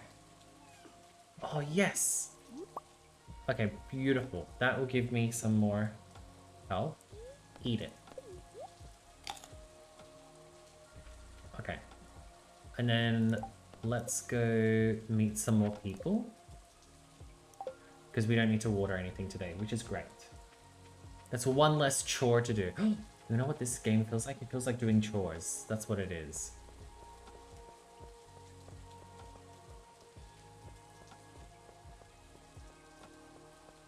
I already do enough of this. Okay, let's see. Oh, not open. What's that? Okay, a trailer. Someone who has a really fancy looking house.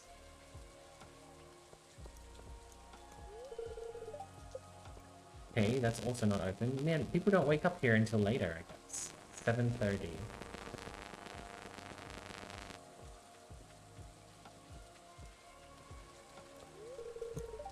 Oh, everything's shut! Is this open?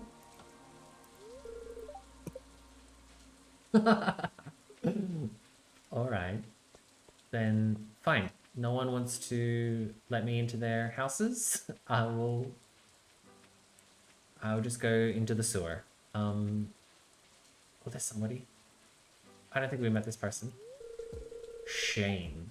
This weather makes me thirsty. Okay. Nice to know.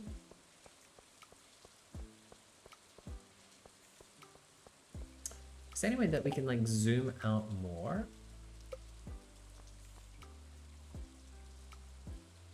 Oh, thanks so much for stopping by. And yes, check us out on the VODs. I'll try and get them up after the stream as soon as I can. But yeah, hope you have a lovely rest of your day. Thanks for stopping by. Let me see. Zoom level. Oh. Oh. Oh my gosh, so much better. That's already so much better. I can kind of see what's going on.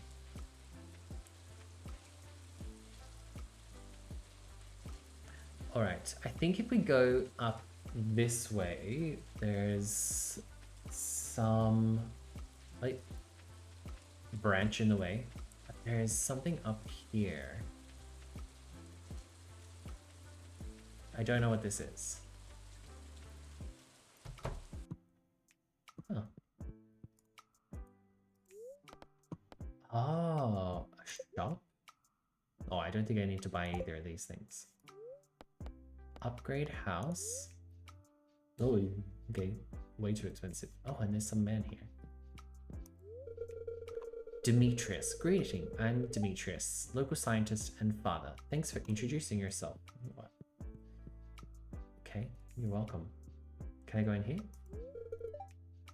Oh, we met Maru. Okay. What's downstairs? Nothing. Okay. Alright, maybe something later. Okay. Well, that was good. We met 2 more people, but still, there's a whole lot more town I think that we need to meet. Can I help this guy? Oh, maybe not with that. Really? No. Oh, you're on your own, buddy.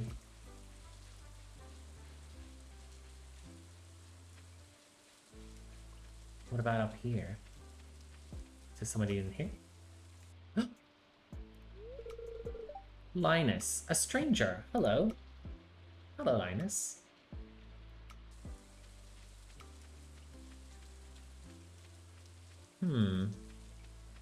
Alright.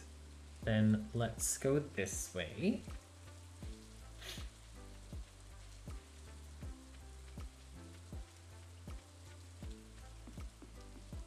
Where does this go to? Oh, this goes to the top of our house. Okay, great.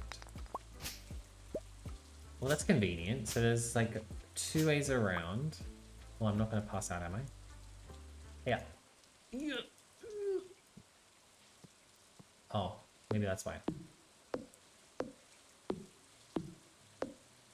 Well, it really takes a whole lot of your energy to get these things. Can I make some more paths?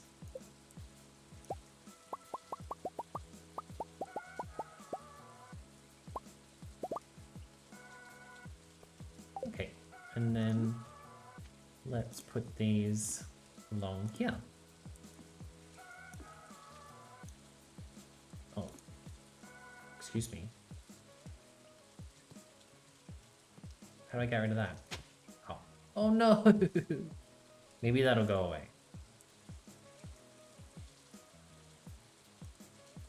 Uh-oh. That's... okay, you live there now.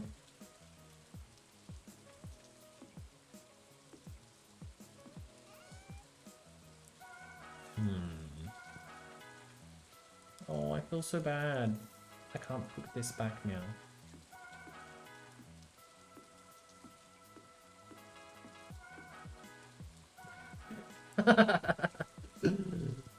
It's not great, but it's home.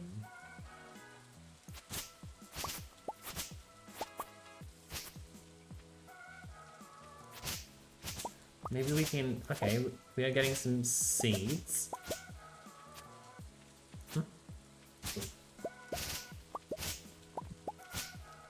Which I know that we can plant. Okay, so let's maybe plant some more of these.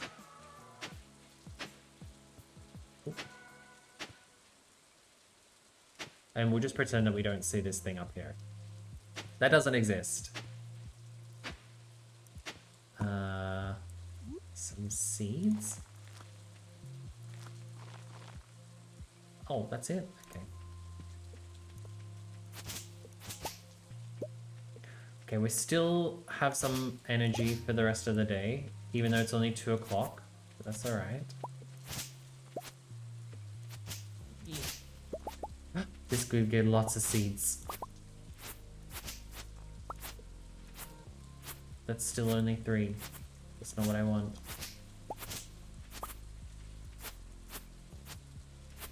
No. Maybe I gotta do these things. How to get seeds. Or maybe that's just... oh, there we go. Maybe it's just like a random drop. Get off my yard. Off my farm. Okay.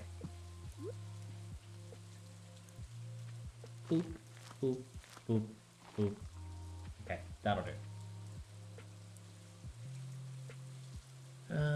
Alright. Great. We're about to pass out, like, every day. Maybe we can cut down 1 tree. We've got some new ideas to sleep on.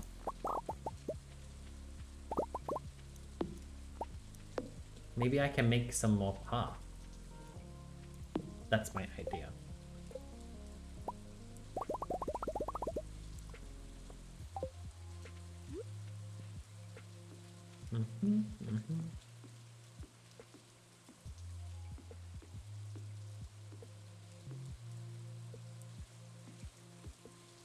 Will we... excuse me. What is this thing? Oh, hold on. No. No. Oh, but I don't want it to make a... yeah.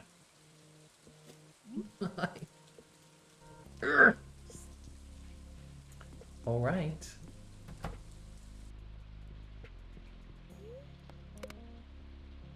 Wow, riveting. Oh, level 1 foraging. +1 axe proficiency. Trees sometimes drop seeds. Wild seeds. And a field snack.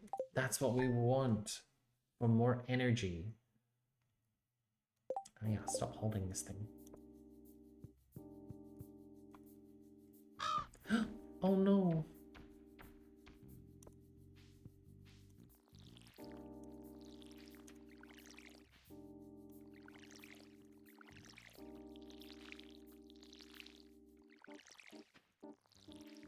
No, it's very relaxing. But also still feels like work.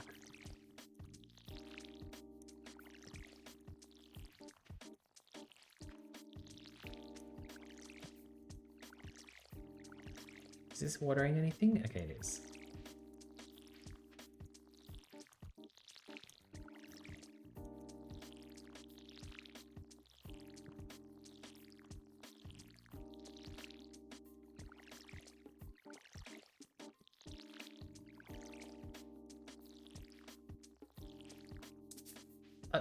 Okay. We get some more. And we finish off this row. Yep, that's... Stop watering the stairs. I mean the footpath.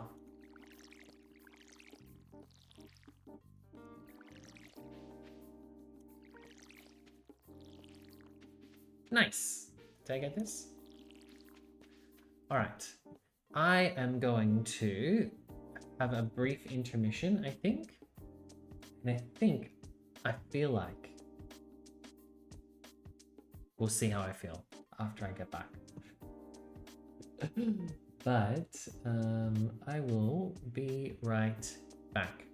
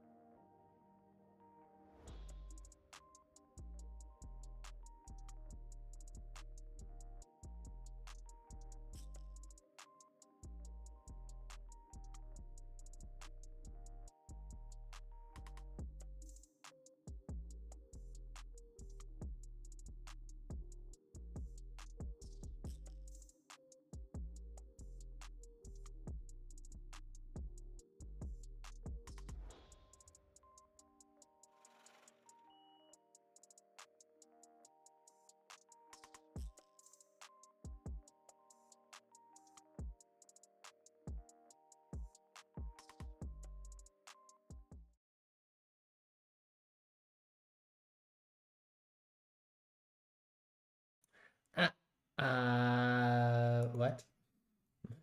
I don't know what's happening here.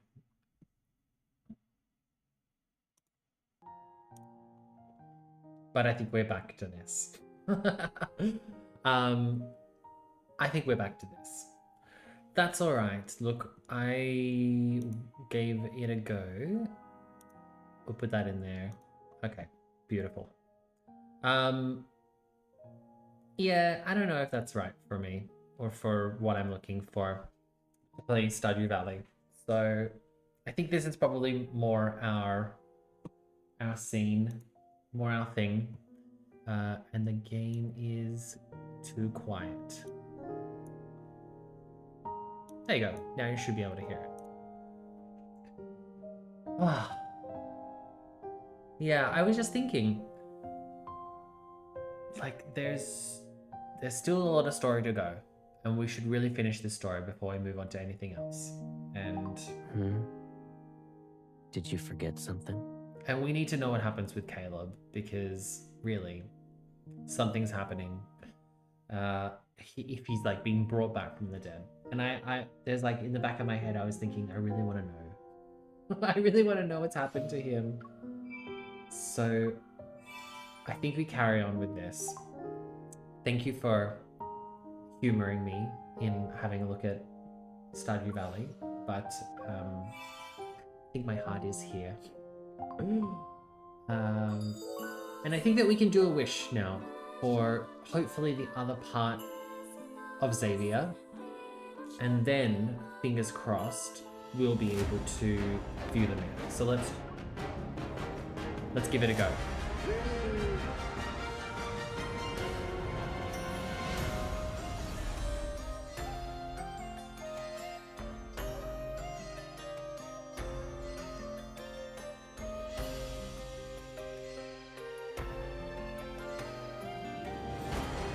Oh, nice.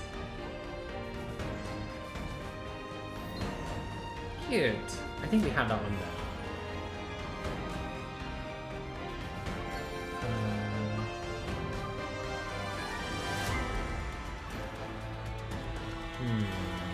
Still not enough for another one.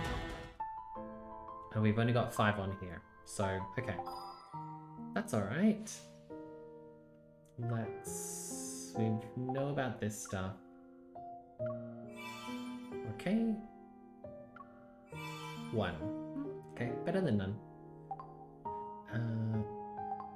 Alright. Oh, I think we can claim 1. I just don't think it's worth it until we have 10.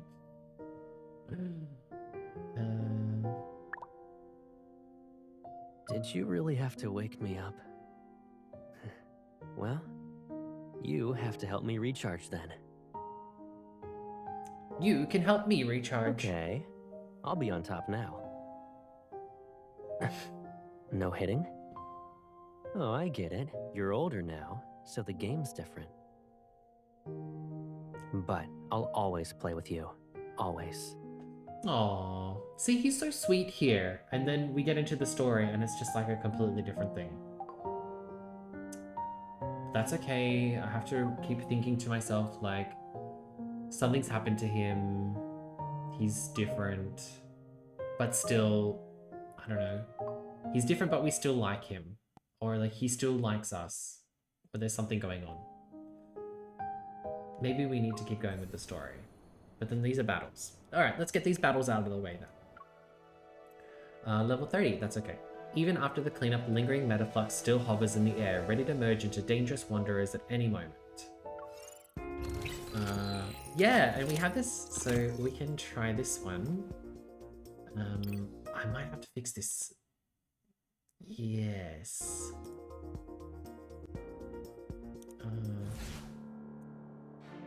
Metaflux overload detected. Be ready, soldier. Sorry. Lost? Or are you playing red light, green light? We Oh, can calm down. actually play it later. It's not a threat. Let's make this quick. Roger that. It's only got half its health left. You want to do a competition? Of course. Watch me. Caleb. Come on. Something's changed. Watch. Caleb, don't push yourself. Is that an order? Yes. Ayo. All right then. Eat this. You should think before charging in. I know. Pick up these. It's locked onto the target. Oh, Copy wow. that. Focus spot. Air defenses have been set. Waiting for company. Now's our chance to strike. My turn. Nice. Requesting ambush. Request approved. How would you rate our team? Yeah. 100%. Awesome. Alright, we can make this a bit...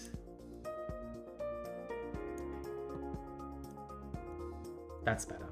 Okay.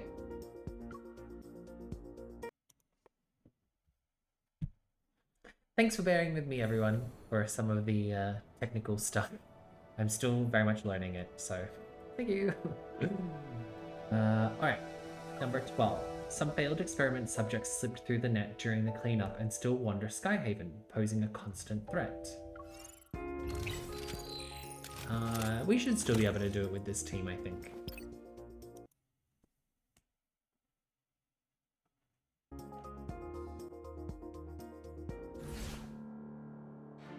Metaflux overload detected.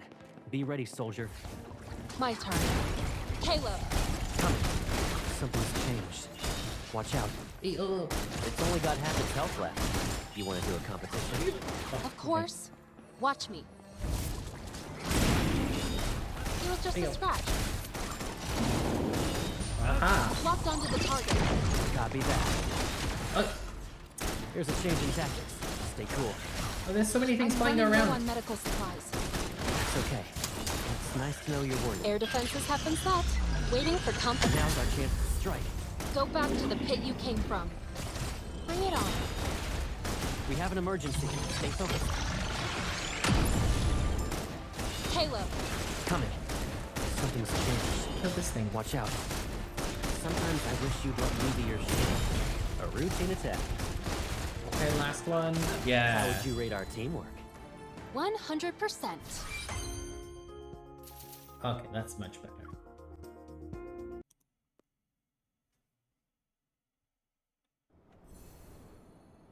Okay, usually there's like 3 at the end, so maybe this is the last one. Peace returns. When the dust settles, the fast-paced fleet finally lifted the curfew on Skyhaven, and the Helium Express resumed service. But those who disappeared that night never return.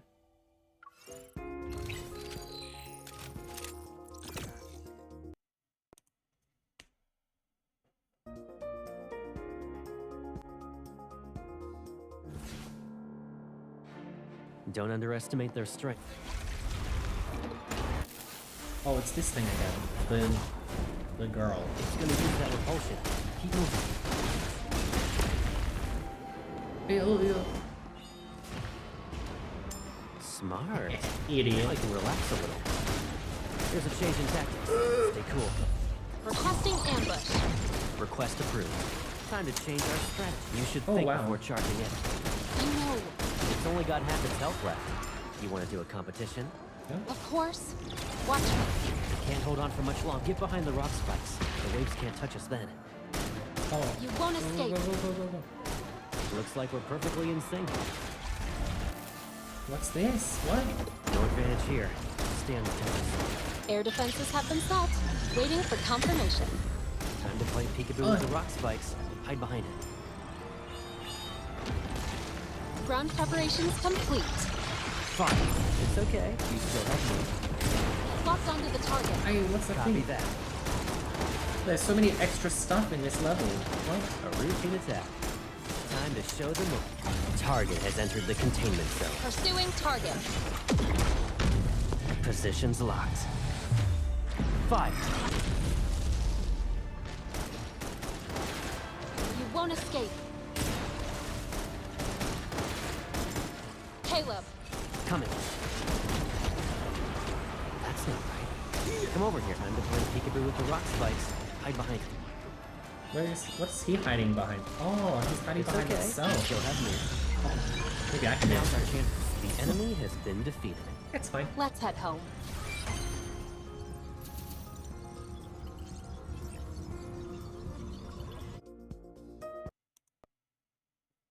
Great. Oh, okay. We beat it. That is perfect. Oh my gosh, I feel like you haven't completed the preceding story, skipping ahead. What are we skipping ahead? We did finish this. Next. Yeah. Oh. Hold on. We don't want to go there yet. Hold on 1 second. Oh. Okay, so we are on to Death and Rebirth. Absurdity Unfolds. Chapter 1, Story Part 1.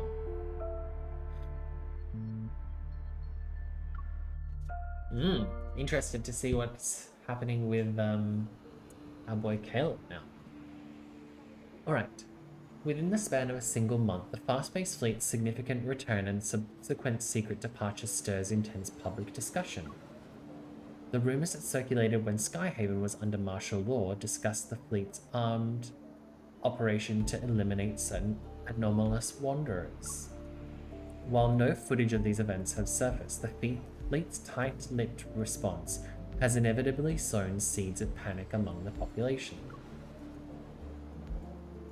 After the Chrono Rift catastrophe, the Hunters Association revealed several reports on Wanderer evolution and their mutations.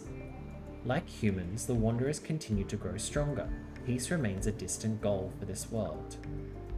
As people grow increasingly uneasy about the fleet's mysterious operations, a bombshell announcement takes everyone by surprise.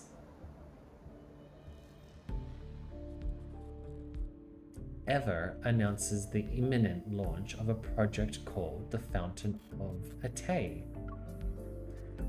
The 40-second preview quickly becomes a global sensation and the focal point of discussions worldwide. The internet debates and the development and application of protocol technology. Skyhaven, powered by protocol energy, becomes the target of widespread criticism due to the fleet's recent actions. Countless conspiracy theories emerge.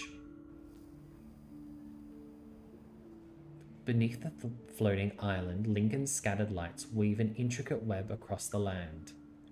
In the windless night, dark figures flit by glass walls. They're quickly masked by the red glow of aircraft warning lights atop skyscrapers. The unrest brewing online seeps quietly into the physical world and ferments under Lincoln's facade of normalcy.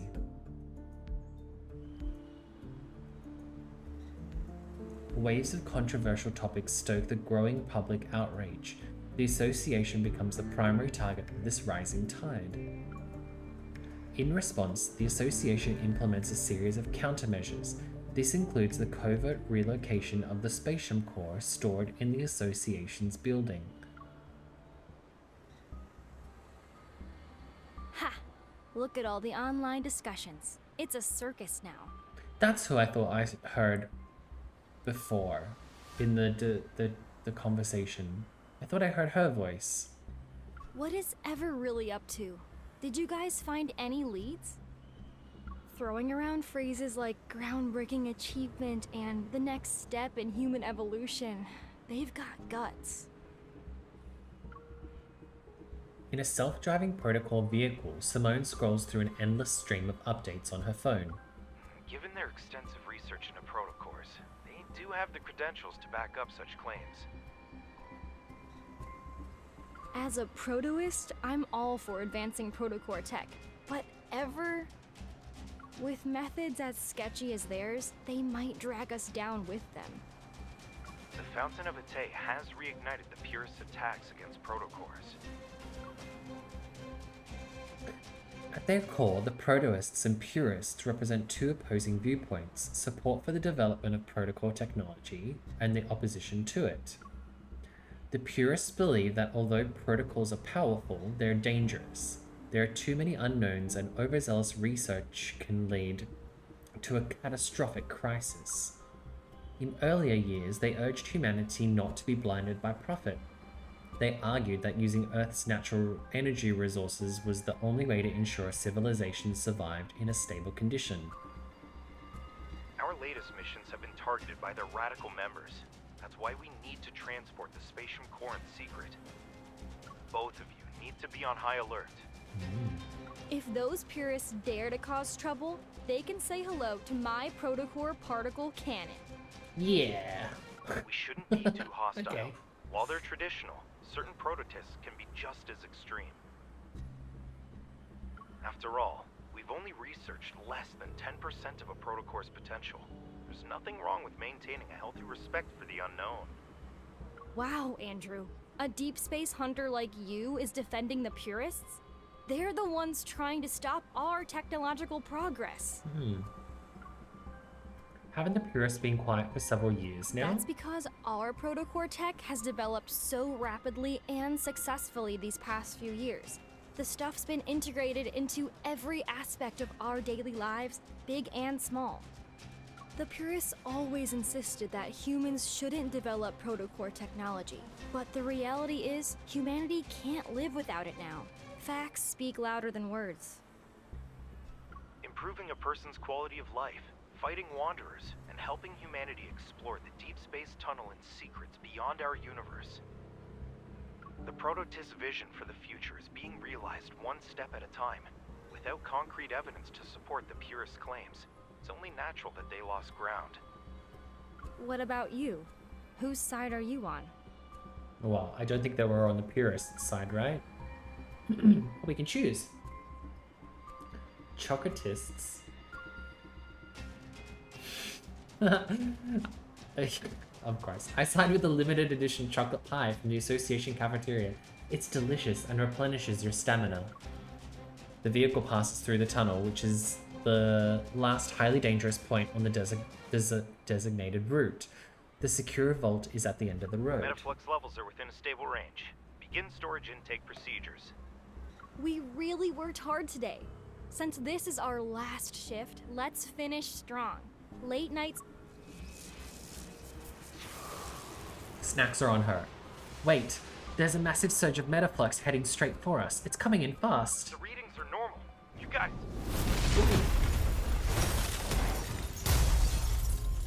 Lane. At that moment, a truck wreathed in flames and crackling with powerful metaflux comes barreling towards us from behind.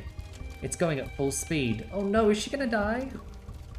As soon as Simone and I jump out of the cargo hold, our transport vehicle is violently thrown into the air. An explosion releases searing heat behind us. We have an emergency. Transport vehicle 109 is under attack. Coordinates are being transmitted, requesting backup. Before we can find our footing, there's another explosion. We're sent flying into the air. Protocol particles drift around the overturned transport vehicle. Through my blurred vision, I see several distorted figures emerging from the flames. Go. You're free. The unfamiliar voice is masked by the crackling flames. My ears are still ringing, and I can't tell if what I'm hearing is real or just in my head. It's a shame we're seeing each other again when you're in such a pitiful state. Did Josephine ever mention our time together at the Gaia Research Center? No. Who are you? I guess not. Excruciating pain tears through my entire body as my heart begins to tremble uncontrollably. Who I am doesn't matter. The real question is, who are you? She suddenly grabs my throat and the sharp pain pierces my neck. It's like thousands of needles just stabbed me. I feel like I'm suffocating as I lose control of my limbs. My heart pounds violently while a chaotic force stirs within my body. Blood trickles down my forehead. Through my crimson-tinted vision, I see the container holding the spatium core roll into view. You were born in the depths of deep space. You were supposed to be ours, a one-of-a-kind, precious creation. Without the key, the fountain of Ate will only remain a poor imitation. Dazed, I hear something faintly cracking. Suddenly, an unprecedented power surges through my veins and bursts forth with a brilliant light. The key belongs to no one else. You are the one who holds all of its secrets.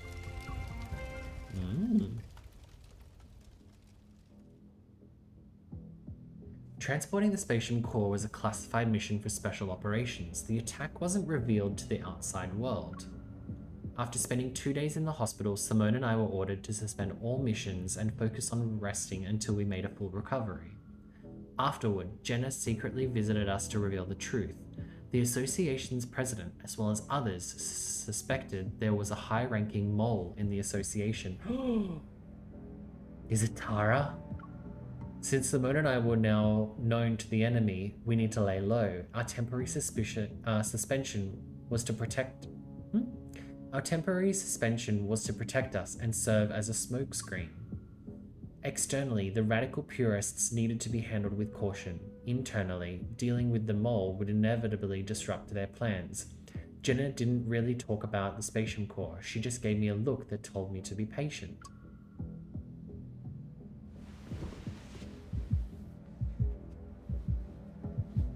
Chaotic energy courses through my blood. The burning sensation in my chest is more intense than the pain from my injuries. Unable to sleep, I toss and turn. Then, I finally sit up and turn on the bedside lamp. My heartbeat is faster than usual. I gently press my hand against my chest and rest my head on my knees.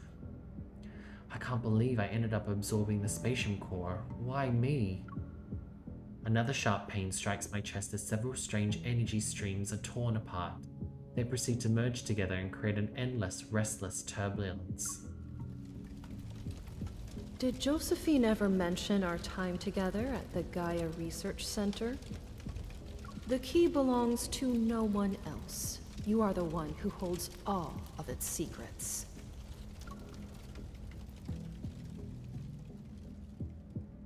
Grandma. The research material Grandma left behind might just be an unfinished story. They could be a link in a much larger chain. Unicorn and the Gaia Research Center. That's where time has sealed away the truth I seek.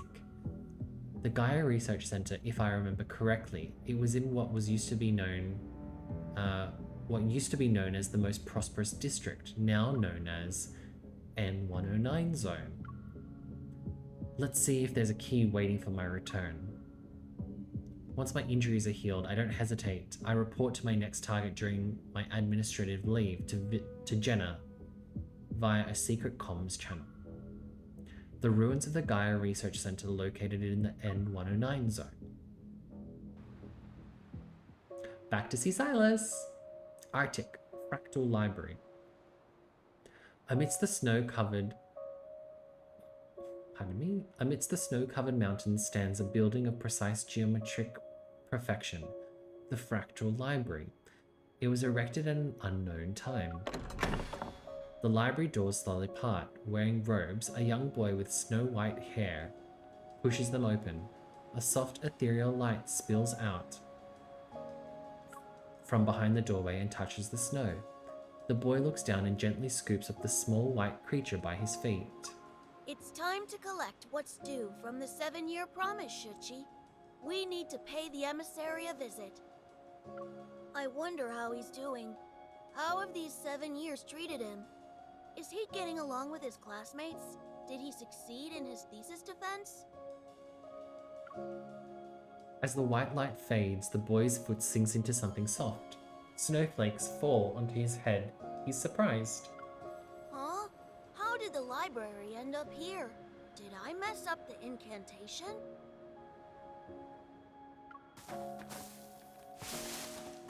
The white creature suddenly leaps down and runs away. Its tail playfully draws arcs in the snow behind it. Shuchi, I know you haven't seen snow in a long time, but that doesn't mean you can just run off. The boy hastily grabs his traveling bag and runs after the creature. He manages to catch its tail just before he falls face first into the snow. Behind him, the massive library doors slowly close. Aww. He raises his hand only to realize he left the access bracelet the emissary gave him in the library. Oh, Book of Answers, just this once. Would you be so kind as to tell me where I am? His bag suddenly bulges as a thick book emerges from it. Opening itself, it rapidly flips through the pages before finally materializing 2 words. The Arctic. How long will it take to get back to Lincoln City? The Book of Answers flips its pages once more. 8,000 kilometers. Ugh. In the desolate Arctic, a boy and his companion silently drag their luggage, their figures gradually vanishing into the endless expanse of white.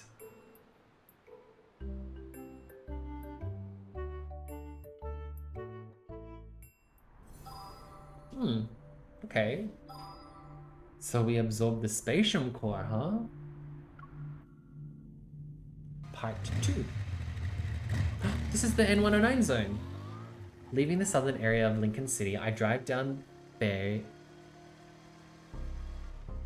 Fire Boulevard. The scenery on both sides of this wide street slowly deteriorates. After I installed the anti-interference chip Silas sent me on my motorcycle, I've been able to freely pass the protofield disrupted no hunt zone number 62 to 65 and arrive at what was the most prosperous tech hub in the region. Now it has become a criminal paradise, the N109 zone. The abandoned building where I first met him still stands in the desolate courtyard. Come to think of it, a lot of time has passed since my initial meeting with the feared leader of Onychines. After entering the N109 zone, the streets remain deserted. Not a soul could be seen, but it becomes livelier as I approach the central district. A river of people flows through the street. They surge with me towards the same destination.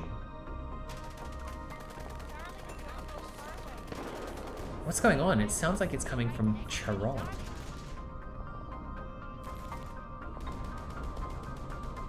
Above the streets, massive holographic screens glow neon blue.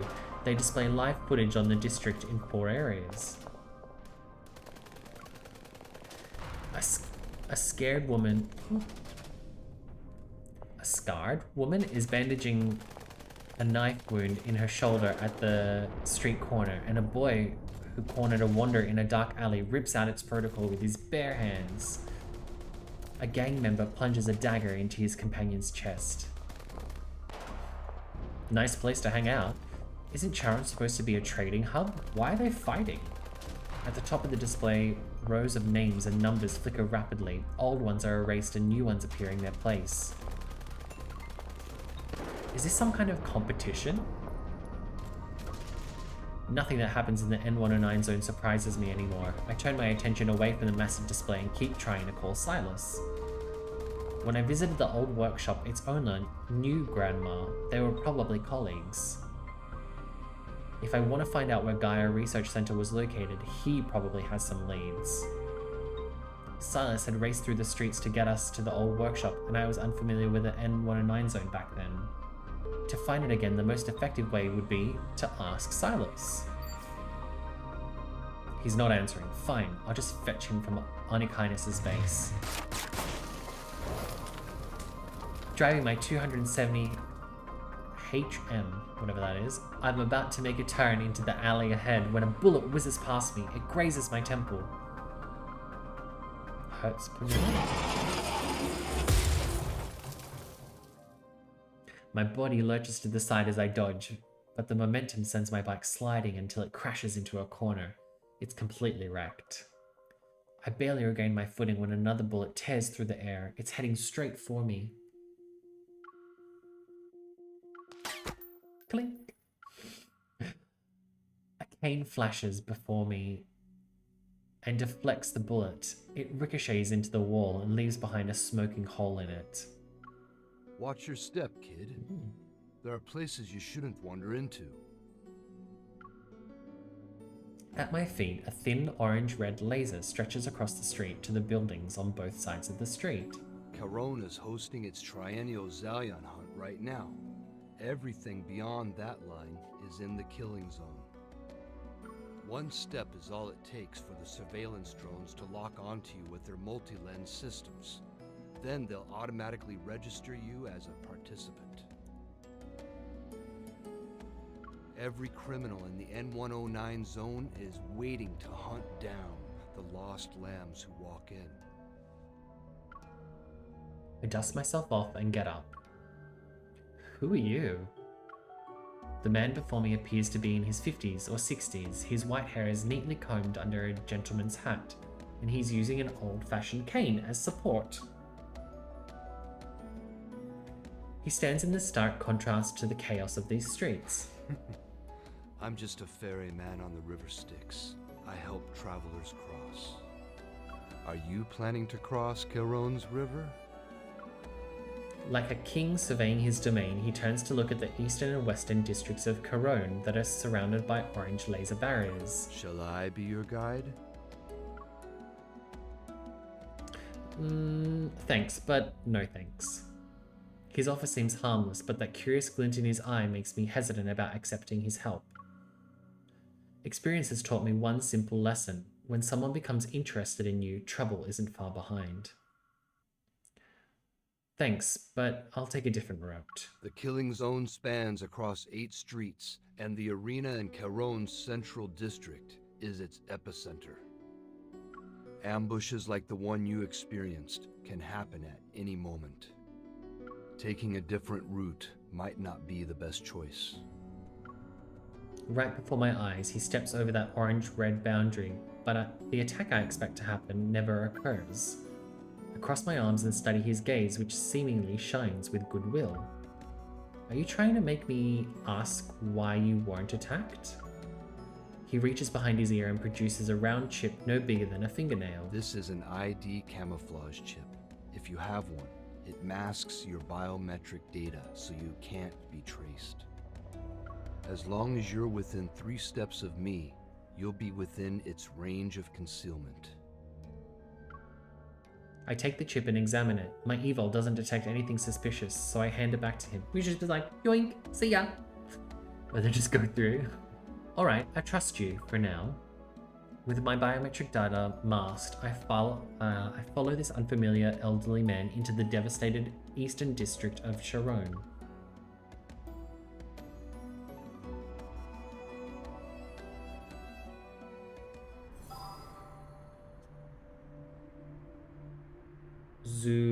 Zoion Hunt. Zoion Hunt.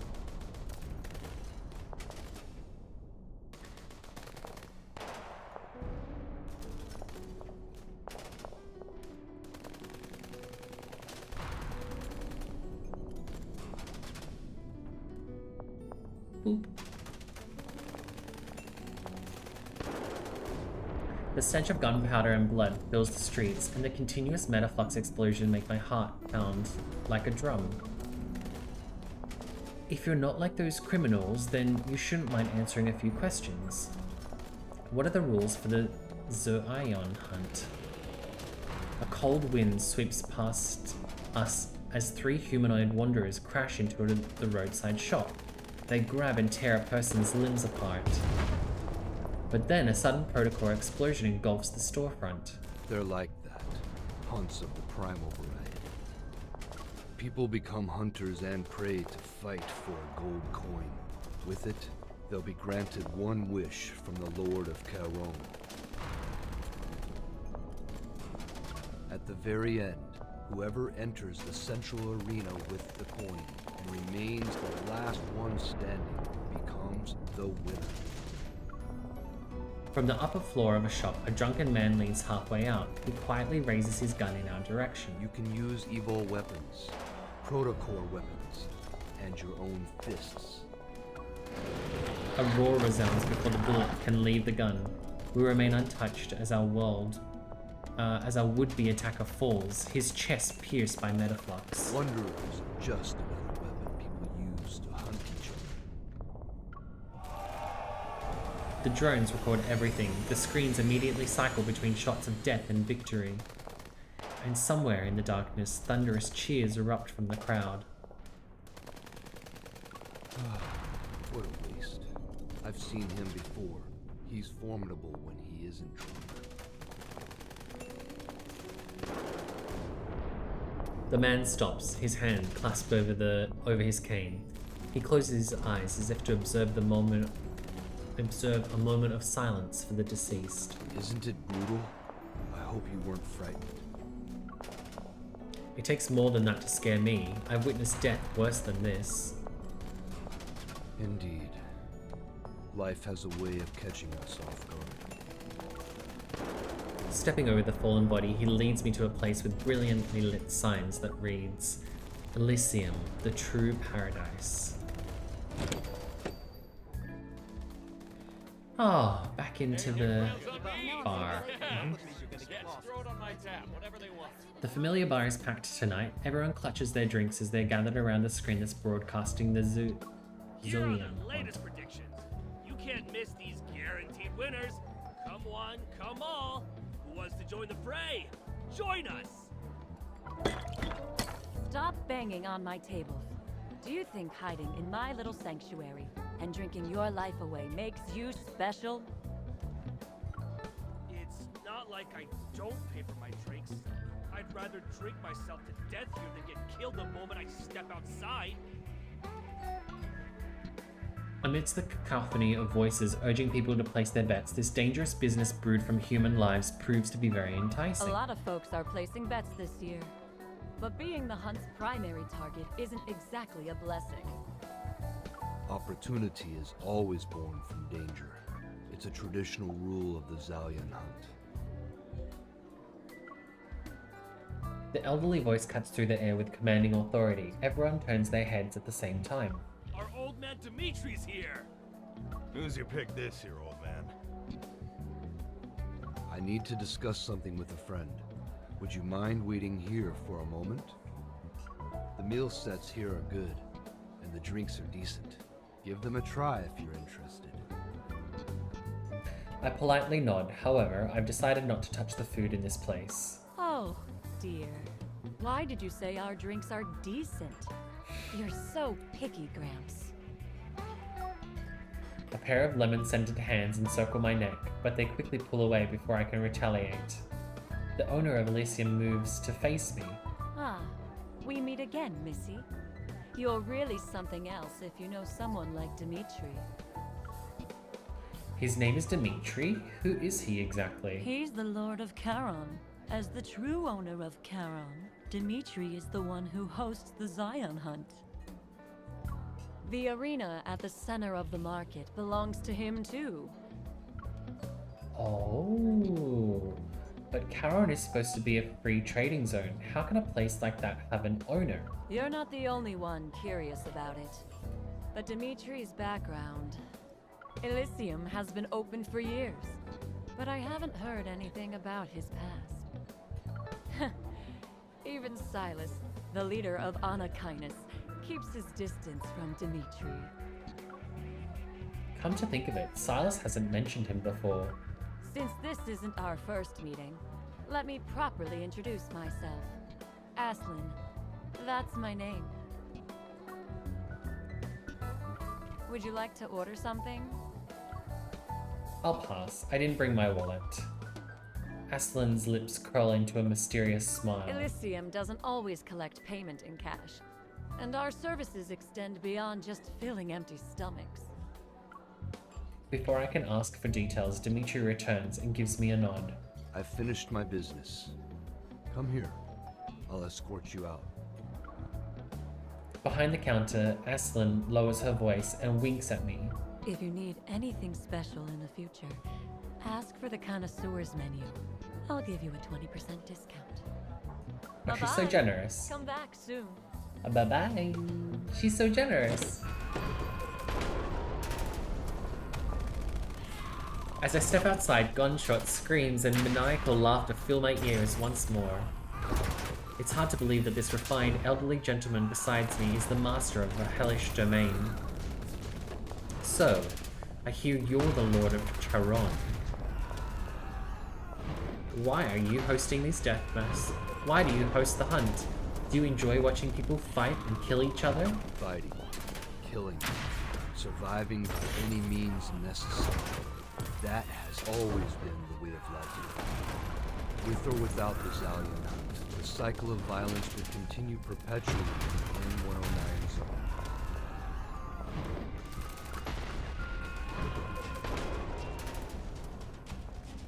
With Dimitri leading the way, every danger we encounter becomes something to walk past. It allows me to safely traverse this lawless battlefield. Just as I'm about to step over the thin orange-red laser, a familiar crow breaks the silence. Across the street, Mephisto perches on a lamppost. He looks at me and tilts his head. Hi. Your friend is here to pick you up. The cane falls onto the laser line, and the Lord of Charon steps to the edge of his territory, taking not a step further. I'm sure our next meeting will be much sooner than this time. What do you mean? I mean, my duty as your escort has come to an end, until we meet again.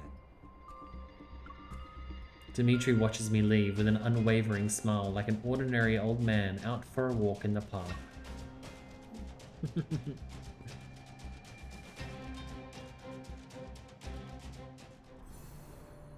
Yeah. So now we are back to Onychynus's section, it sounds like. If Mephisto's there, then I imagine Silas is not far off the match. With Mephisto as my escort, I arrive at the familiar base without a hitch. Thanks. As soon as I enter the building, I hear a violent explosion from one of the rooms. Is Onychynus's base also involved with the hunt? The room is dark. Mindful of Silas's sensitive eyes, I turn on a floor lamp at its lowest setting. In the center of the room stand 4 egg-shaped gaming pods. 3 of them are rocking back and forth, their surfaces covered in LED lights, pulsate in tandem with the explosion sound effects. I walk up to Silas's gaming pod and knock on it several times. Silas? Silas? Mephisto's been caught. The base is surrounded. They're after you. Absorbed in his virtual world, Silas doesn't respond. Oh, come on. I walk away and settle into the 4th gaming pod, the only one that's empty. Inside, the surrounding screens transform into an endless expanse of stars. Realistic sound effects immediately fill my ears. I fire up my spaceship and set off to pursue Silas's fleet. I lock onto the engines of the first ship I see, grip the controls and open fire. Who was that? That's brutal. Pressing home my advantage, I target the next ship. It's immediately destroyed. And just like that, only one ship remains in the game aside from mine. It must be Silas's. Activate the ship's AI and lock onto the ship Q313. Would you like to initiate tracking? Divert all power to the engines. Don't let him escape. My ship's engine bursts with brilliant blue light as I surge towards Silas's vessel. Ship Q313 remains unfazed. It gracefully spins away from my attacks as I close in. However, the elegant move proves to be costly. The ship's tail grazes a meteor, which triggers red warning lights in Silas's cockpit. The simulation ends with a blaring alarm still echoing as the gaming pod slowly opens. Silas emerges and removes his hologram helmet.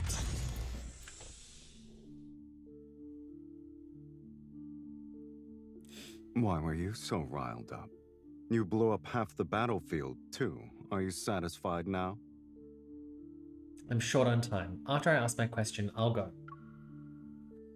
I expected him to make an excuse about losing the game. Instead, he furrows his brow while he stares at me. What? You had something nice to eat? No, I was just at Elysium. The tower, the owner and I caught up. Playing dumb isn't very nice, kitten.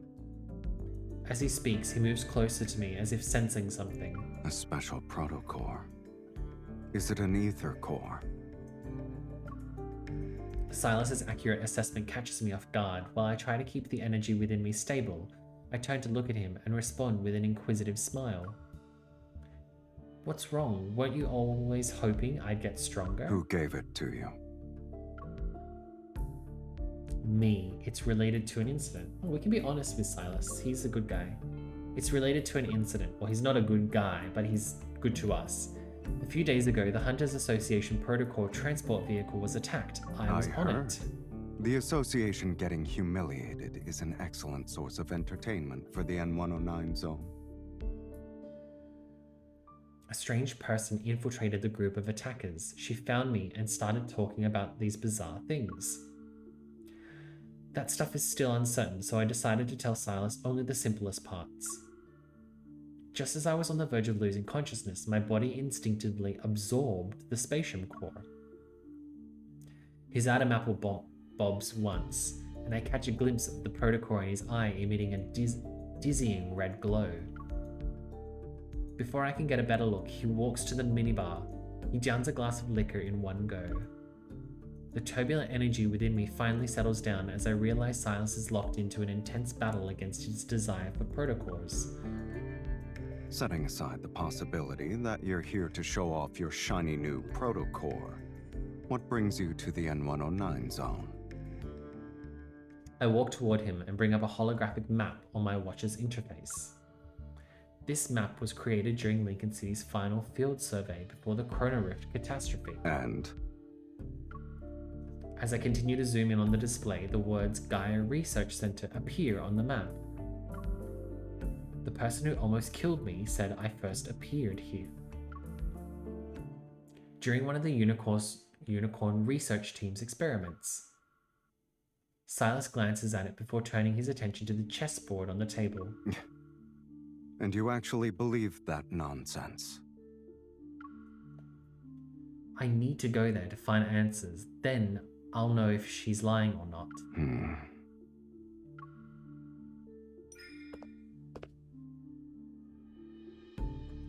Our last game ended in a draw, so I quietly join the chess match as Silas remains quiet.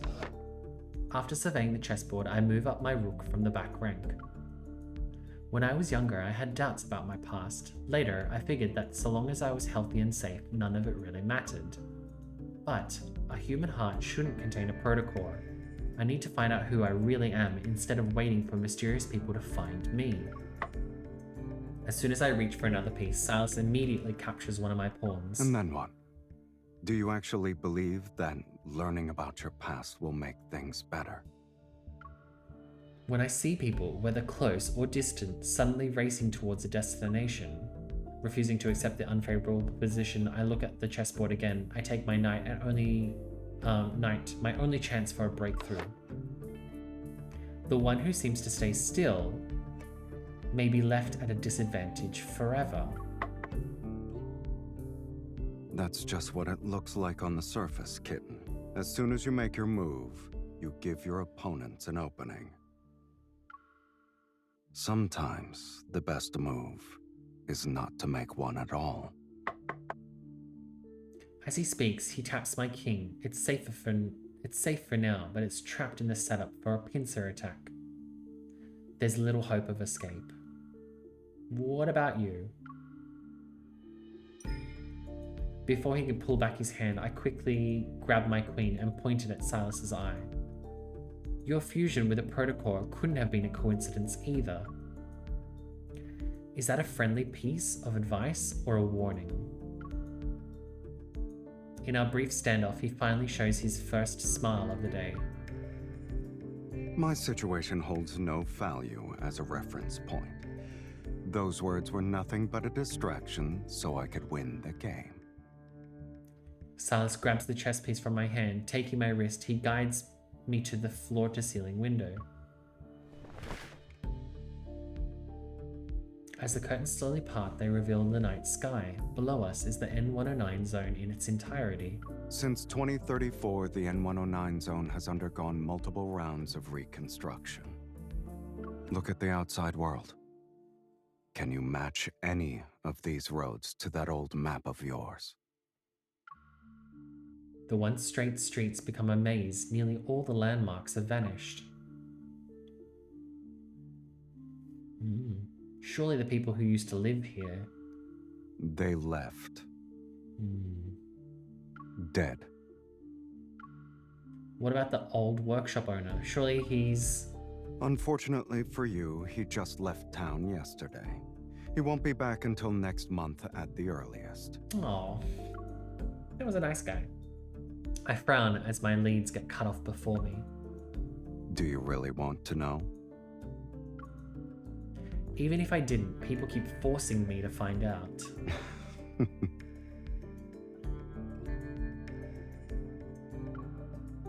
He pushes me closer to the window. Then I realize it. The only person who knows the truth has been here right all along.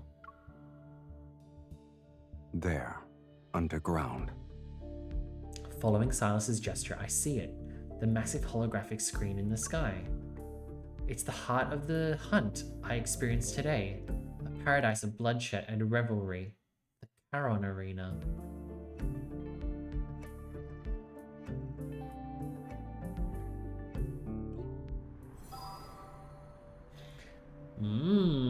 Join the game is next. That's a bit intense. Let's see, do we have anything nice from this? No.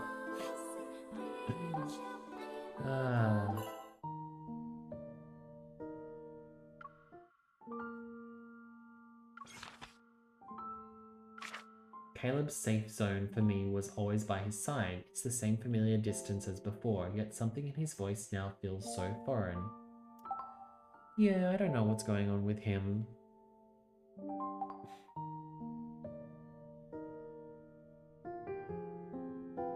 You have a special interest in spinning now? In that case, we should go on a merry-go-round. Let's see, do we have any missed calls from our team? We got a video call from Caleb. My morning workout was postponed. Didn't you say you wanted to see me? You wanted to see me just for that? You can keep the power bank. I like bringing it with me because you said this collab design was cute. You don't need to give it back. I have another one just like it. Nah, I wasn't bulk buying. I just bought a pair out of habit. Other habits can be changed, but I don't want to change this one. Not yet. Let me guess why you're giving me advice now. Is it because you've forgotten that when we were kids, whatever I bought, I got one for you too? That's how your allowance kept growing. Yeah, I've been doing it willingly. I volunteered to pay double for your favorite snacks, toys, and books. Never because someone would be a tattletale and tell Grandma. Didn't you know how convincing you were when you tattled? Even I, the defendant, almost ended up believing you. You being a tattletale worked wonders. But what left a deeper mark was the time you called me selfish. And, you know, I've always wanted to grow up as a generous... well, you know. But now that I think about it, you weren't far off. Indeed, Caleb could be downright selfish sometimes. His selfishness, it's so you'd let him occupy every part of your life. From the cup you pick up to the alarm clock you see every day, to even the toothbrush you use in the morning and night. He had wished every daily necessity you used, saw, and touched reminded you that someone else was using the same thing. But now, he no longer knows if this sort of selfish and wishful caring should be carried on. Really? You heard everything, and all you have to say is telling me what a fool I've been? You're right. I wouldn't have gotten into this habit without you letting me. All right. Since this is a problem we created, we should suffer the consequences together. Aww. Level 31. Yeah, I don't know. I don't know what to think about Caleb. Multiple meanings. Let's take a phone call from Silas. Answering your call isn't easy, kitten.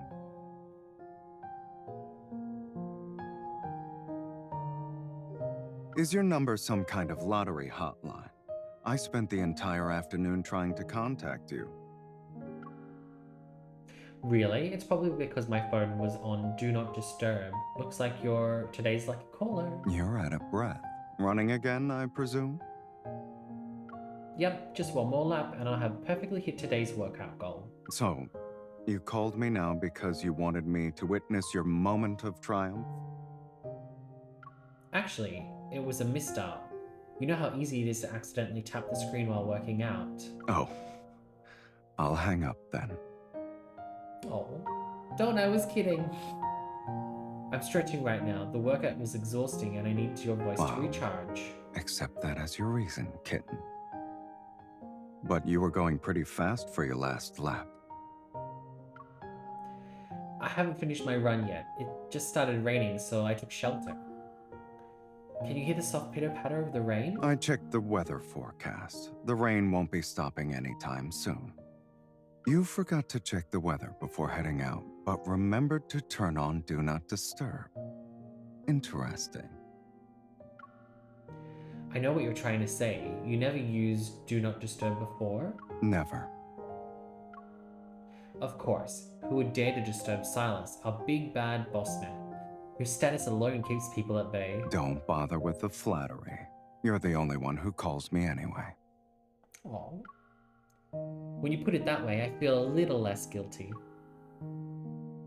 How does putting you in a group with priority notifications sound? I wasn't already in a special group on your phone? Huh? I couldn't hear you. The thunder is really loud and the rain is getting heavier. What did you say? Where are you? I'm already near your place. Are we going for a romantic stroll in the rain? We'll be skipping the romantic stroll in this weather. I drove over just to avoid someone getting caught in the rain after her workout. Nursing a sick patient isn't exactly my strong suit. Oh, he's sweet in a Silas way. He's very sweet. I feel like we should set... I think it's time for him to get out of our lobby.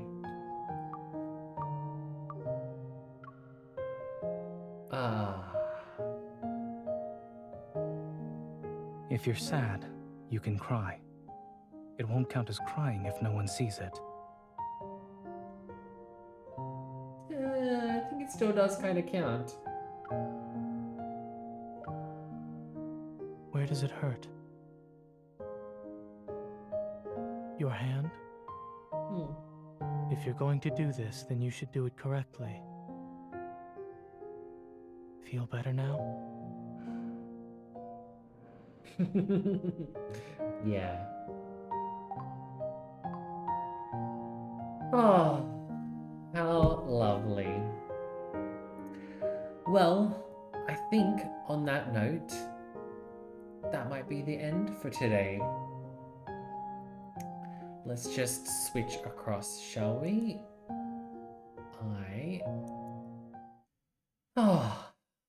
Well, thank you everybody. Thank you everybody for taking the time to come and stop by today's stream and say hello.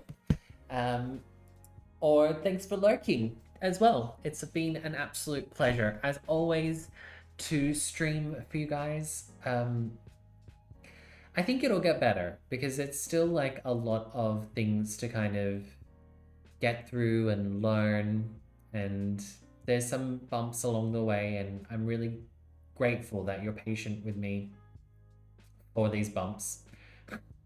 I imagine that as time goes on, it will become smoother and easier and better, and there'll be less of those problems, and it'll just be a nice, seamless stream to come in, sit down and watch. And if you're watching the VODs, I'm sorry for the little bit of Stardew Valley in there. But yes, again, I appreciate you all so very, very much. And I wish you all a lovely rest of your day if it's just starting, a lovely evening if you're off to bed. And I will catch you back here on Monday My gosh, I can't believe that it's already Thursday. Where has the week gone? But anyways, take care of yourself. And goodbye.